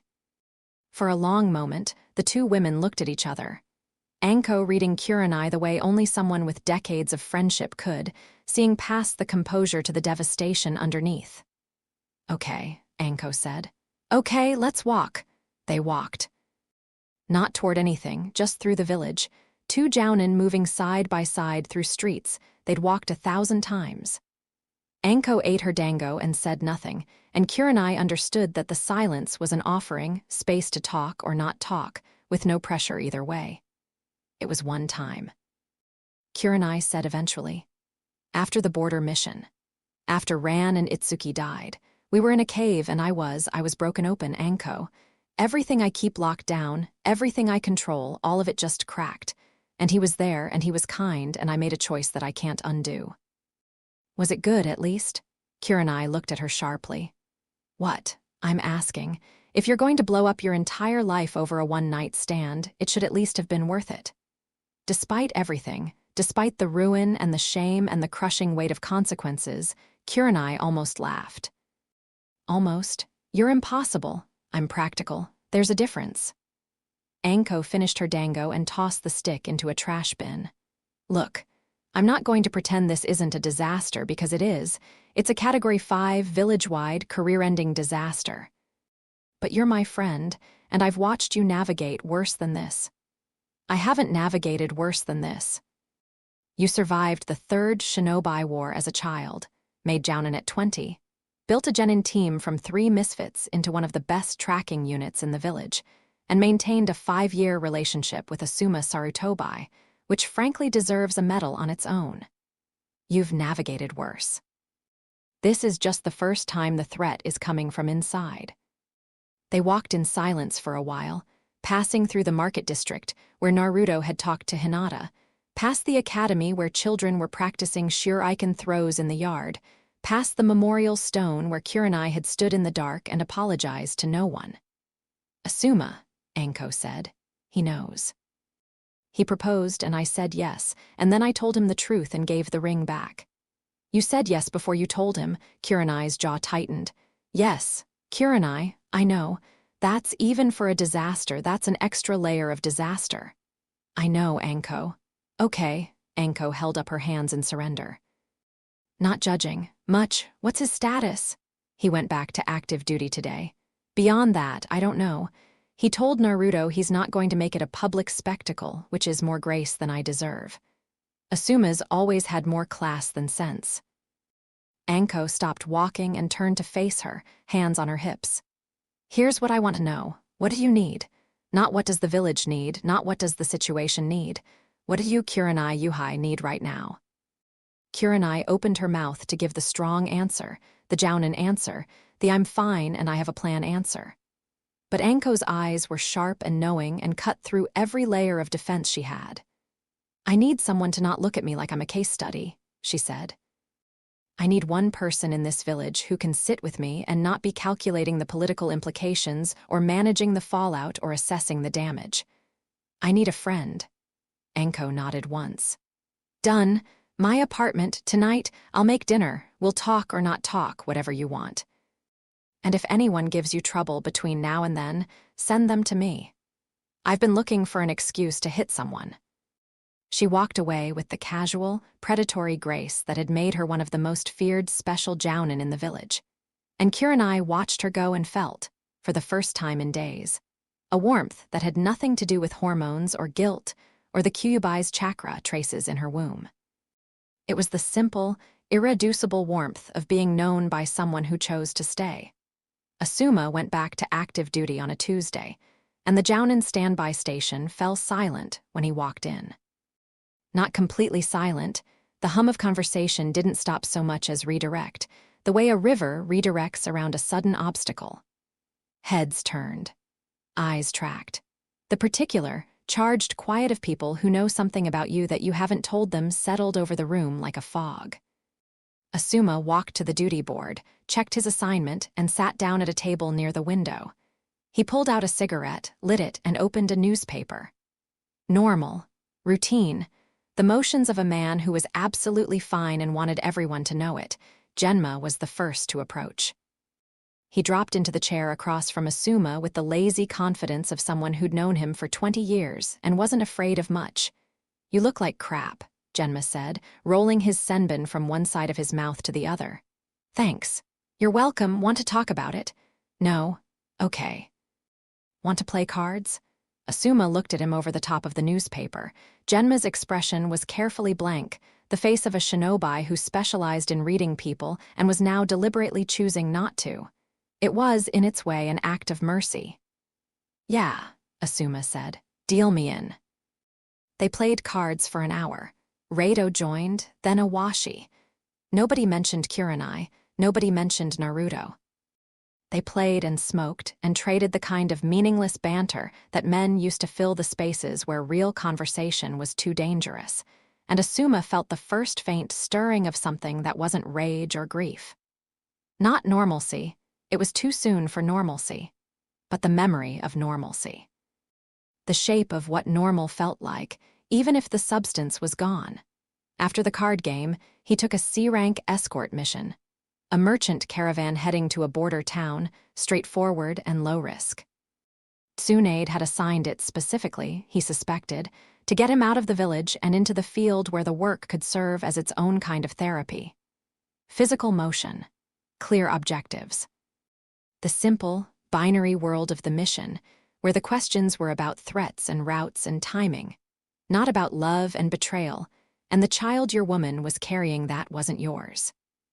He left that afternoon with the caravan and didn't look back at the gate, though he could feel the village watching him go, and he could feel, with the specific, painful awareness of a sensor detecting a familiar chakra signature, that Kurenai was somewhere on the southern wall, watching too. With Asuma gone, and the initial explosion of gossip beginning to fade into the steady background radiation of village scandal, the situation entered a new phase, one that was in some ways harder than the crisis, because it required the participants to keep living. Naruto discovered this on the third morning after Uruka's visit, when he reported to the mission desk for assignment and found himself facing Kotsu and Izumo, who had always been friendly and were now performing a masterful imitation of professionalism that was just slightly too stiff to be genuine. B-rank, escort detail, Kotsu said, handing him a scroll without meeting his eyes. Client is a noble's daughter traveling to the land of tea. 3 days, standard rate. Thanks. Naruto took the scroll and noticed that the mission desk was emptier than usual. The 2 chunin who normally occupied the adjacent stations had found reasons to be elsewhere. Where is everyone? Busy, Izumo said, too quickly. Naruto nodded and left. He completed the mission in 2 days instead of 3, pushing the pace until the noble's daughter complained about blisters and her attendants gave him dirty looks. He delivered the client, collected payment, and returned to Konoha in time to see the sunset paint the Hokage monument in shades of gold and red. At the gate, the Chunin checked him in with minimal conversation. Naruto walked through the village toward his apartment and past the Yamanaka flower shop, where Ino was sweeping the front step. She stopped sweeping when she saw him. Their eyes met. Ino's expression was complex, not hostile, not friendly, but weighted with the particular intensity of someone who was processing strong feelings and hadn't finished yet. "Naruto," she said. "Ino, my team has training tomorrow morning. With Asuma-sensei, he's back from his mission." "I heard." He's been having a hard time with all of this." "I know." Ino leaned on her broom and regarded him with eyes that saw more than most people's, trained by years of working in a family that specialized in reading minds. "For what it's worth, I don't think you're a monster. I think you made a mistake. A big, stupid, terrible mistake, but a mistake." "Thanks, Ino. Don't thank me. I'm still deciding how angry I am." She resumed sweeping. "But Shikamaru's hurting, and he won't talk to anyone about it, and someone needs to know that." Naruto filed that away. Shikamaru, the genius, the strategist, the young man who idolized Asuma and whose loyalty was as fierce as it was understated. Of course he was hurting. Asuma's pain was Shikamaru's pain, reflected and refracted through the particular bond between teacher and student. He went home. Made dinner, actual dinner, using the supplies Uruka had left. Rice, fish, vegetables. He ate standing at the counter because old habits died hard, and then he sat on his bed and thought about Shikamaru. He found Shikamaru the next day at the Nara clan's deer forest, lying in a clearing with his hands behind his head, watching clouds. The deer grazed at the edges of the clearing, their movements slow and unconcerned. It was peaceful in a way that felt almost offensive given the circumstances. "Go away," Shikamaru said without looking. "How'd you know it was me? You walk loud. Everything about you is loud." He still didn't look. His eyes tracked a cloud drifting east, shapeless and unhurried. "I'm serious. Go away. I need to talk to you.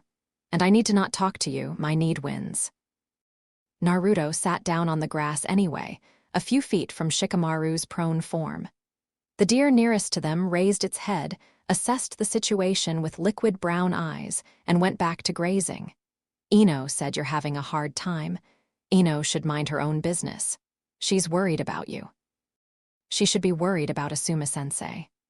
Shikamaru sat up abruptly, and the look on his face was nothing like his usual bored indifference. It was tight and hot and barely controlled. "Do you have any idea what you've done to him? Not the abstract, 'oh, I've hurt someone' version. Do you know what it actually looks like? Because I do. I've been watching." Naruto said nothing. "He came to training yesterday," Shikamaru continued, his voice clipped. "He ran drills like nothing happened. He critiqued Choji's technique, adjusted Ino's formation work, played 2 games of shogi with me. Perfect. Normal. And then we finished and everyone left and I doubled back because I forgot my vest, and I found him sitting on the ground staring at nothing. Just sitting there. Like someone had turned off the engine and the body was still running on momentum." Naruto's chest ached. "He didn't see me. I left before he could, because if he knew I'd seen him like that." Shikamaru's voice cracked, just barely, a hairline fracture in the wall of composure. He caught it. "Sealed it. He's my teacher. He's the person who taught me that my brain was worth something, that being smart wasn't just an inconvenience. He's the person who showed me what it means to be a man, and you broke something in him that I don't know how to fix. I'm not asking you to fix it." "Then what are you asking?" "I'm asking you not to hate me, not for my sake, for his. Because this situation is going to require people who can be in the same room together without it turning into a war. And if you hate me, and Kiba hates me, and the village hates me, then the only person who suffers more is the kid who didn't ask for any of this." Shikamaru stared at him. Naruto could practically see the gears turning, the Nara genius processing the argument, testing it for logical flaws, measuring it against his emotions. "That's a surprisingly rational argument for someone who's not known for rational thinking," Shikamaru said. "I've been practicing." "Clearly." Shikamaru lay back down and looked at the clouds again. A long silence passed. The deer grazed, the wind rustled the leaves. "I don't hate you," Shikamaru said eventually. Hating you would be simple, and nothing about this is simple, but I'm not your friend right now. I can't be. My loyalty is to Asuma-sensei first, and being your friend would feel like a betrayal of that. I understand, but I won't actively work against you. And if the village tries to do something stupid, political maneuvering against a Jinchuriki council overreach, that kind of thing, I'll oppose it on principle. Because the precedent of punishing someone for their personal life is dangerous, regardless of who they are. It was, Naruto realized, the most Shikamaru answer possible, principled, strategic, and carefully positioned to serve multiple objectives without committing emotionally. The kid who'd once said, "What a drag," to everything had become a man who weighed every word on scales invisible to everyone else. Thank you, Naruto said. I'm not doing it for you. Shikamaru closed his eyes. Now go away, I'm watching clouds. Naruto left. The deer watched him go with their gentle, unknowing eyes. A week passed. The village settled into a new equilibrium. Not acceptance, exactly, but the particular resignation of a community that had absorbed a shock and was now learning to live around it. The gossip continued, but at a lower volume, the way a fire settles from blaze to coals. People still looked at Naruto. People still whispered. But the sharp edge of it had dulled slightly, replaced by the duller, more sustainable weight of ongoing judgment. Kurenai continued her weekly exams with Tsunade. The pregnancy progressed normally. The chakra anomaly remained stable, present but unchanged, a faint echo of something vast in the developing network of something small. Tsunade monitored it with the focused concern of a scientist tracking an unprecedented variable, and reported each week that everything was fine, everything was healthy, and they should continue to watch. Kurenai's team fractured along predictable lines. Kiba was furious and protective, and refused to discuss the situation with anyone except Akamaru, who was, in fairness, an excellent listener. Shino was quiet, quieter than usual, which was saying something, and processed the information in his own internal way, emerging occasionally with observations so precise they cut like scalpels. Sensei, your decision-making was compromised by emotional distress and proximity to death. This is a documented phenomenon. It does not excuse the action, but it contextualizes it. Kurenai had stared at him for a long time after that and then said, "Thank you, Shino," with a sincerity that surprised them both, and Hinata. Hinata Hyuga did not confront Kurenai. She did not confront Naruto. She did not cry in public or make scenes or withdraw from her duties. She continued to train, to take missions, to show up exactly where she was expected to be with the quiet, implacable consistency that had always been her strength. But she moved through the village like someone walking on glass, carefully, precisely, with a controlled grace that was less than an inch from breaking. Her teammates saw it. Her family saw it. The entire Hyuga compound buzzed with the muted energy of a clan watching one of its members suffer, and not knowing how to help, because the Hyuga were spectacularly bad at emotional support. Naruto saw it from a distance, through the inevitable glimpses that village life afforded, Hinata crossing a street, Hinata at a shop counter, Hinata training in the early morning when she thought no one was watching. Each sighting was a small, precise wound, and he collected them the way he collected everything that mattered. Silently, without complaint, added to the weight he carried. 2 weeks after the truth broke, on a morning that was overcast and cool, Naruto found Hinata at the training ground near the river where Team 8 usually met. She was alone, practicing gentle fist forms against a wooden post. Her movements were flawless, each strike precise, each rotation clean, the Byakugan active and pulsing with its distinctive veined intensity.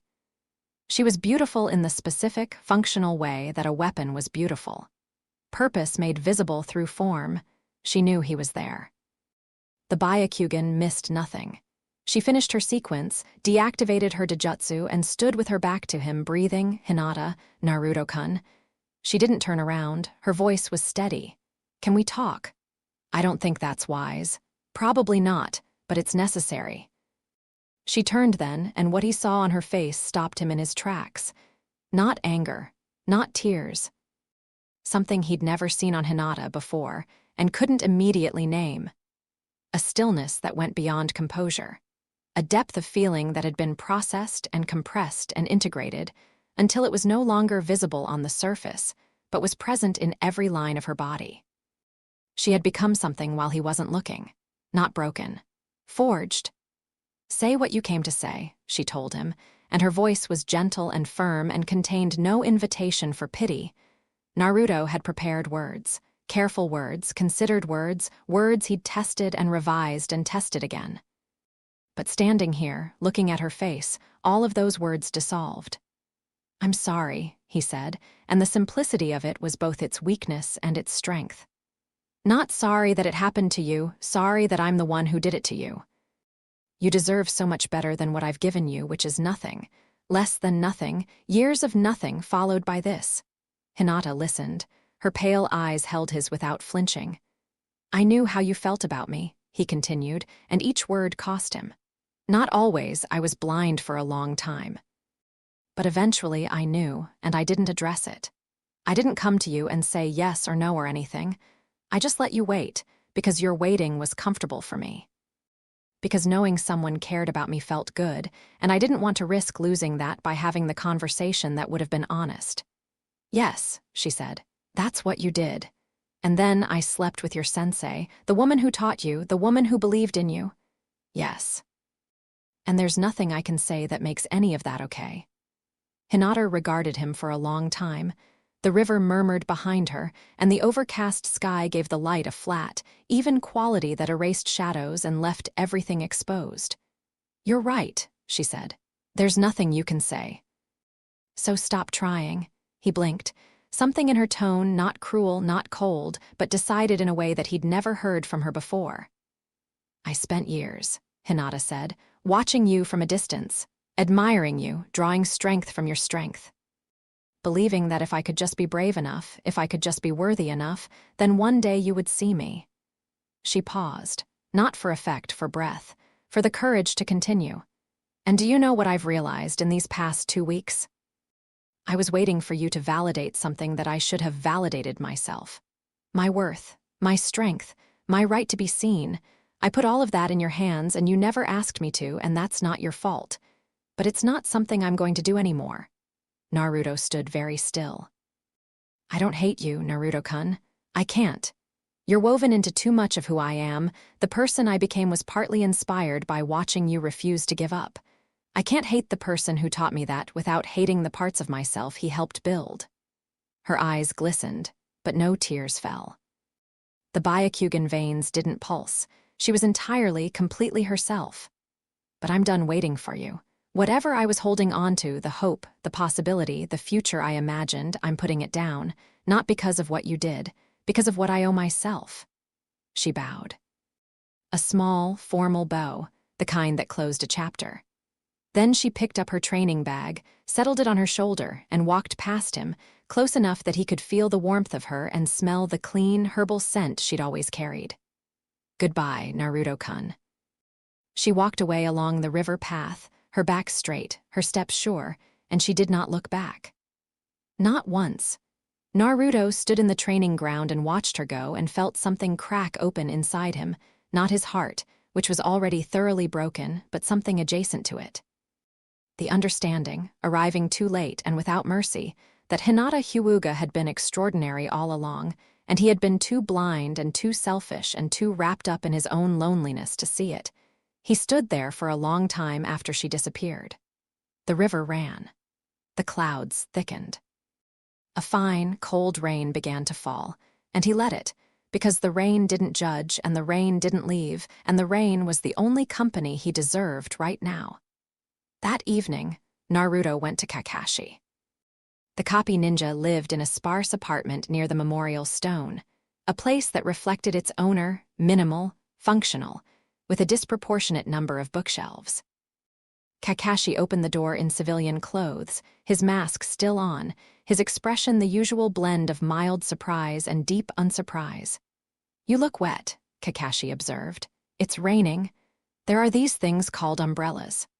Naruto stood in the doorway, dripping on the mat, and said, "I talked to Hinata." "Ah," Kakashi stepped aside. "Come in, I'll make tea. You're going to need tea." They sat in Kakashi's small living room, each holding a cup, the rain pattering against the window. Naruto recounted the conversation, and Kakashi listened with the particular quality of attention he gave to things that mattered, which was subtly but distinctly different from his usual half-engaged demeanor. "She's impressive," Kakashi said when Naruto finished. "She's always been impressive. I was just too stupid to notice." "Not stupid. Unready. There's a difference, though the end result is similar." Kakashi sipped his tea through his mask in the way that had puzzled his students for years.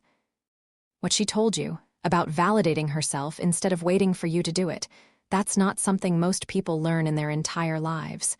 She learned it at 18. Give her credit for that." "I give her all the credit. That doesn't make it hurt less." "No. Pain doesn't subtract just because you understand the math." Kakashi set down his cup. "I have some news, possibly relevant to your ongoing catastrophe." "Great, more news." Tsunade-sama convened a small meeting today. Myself, Shikaku Nara, and Inoichi Yamanaka. The three of us, plus Tsunade, constitute an informal advisory group for sensitive matters. Naruto's stomach tightened. "The council." "Not the full council. This was deliberate. Tsunade wanted to get ahead of the formal process. The civilian council members and the elders will eventually weigh in, but she's building a firewall first." Kakashi leaned forward. "The meeting was about you. Specifically, about the national security implications of a Jinchuriki producing offspring." The clinical language hit Naruto like cold water. "Offspring? That's what they're calling it. That's what the bureaucratic framework requires. Listen." Shikaku was sympathetic. The Nara see this as a personal matter that's being unnecessarily politicized. Inoichi was more cautious, but ultimately agreed that the priority should be medical monitoring rather than intervention. "Tsunade is firmly in your corner, though she has to appear neutral." "And the elders, when they find out, Hamura and Koharu will have opinions. Danzo will have plans." "That's why Tsunade is moving now, to establish a framework that protects you and Kurenai and the child before less friendly parties can impose their own." "Danzo." Naruto's jaw tightened. He'd never met the man directly, but the shadow of Root hung over the village like a second, darker Hokage monument. "He'll want to control the child. He'll want to assess it. Control comes later if we let it." Kakashi's visible eye was sharp. "We won't let it." "What do I need to do?" "For now, nothing different. Take missions. Be visible. Be unremarkable.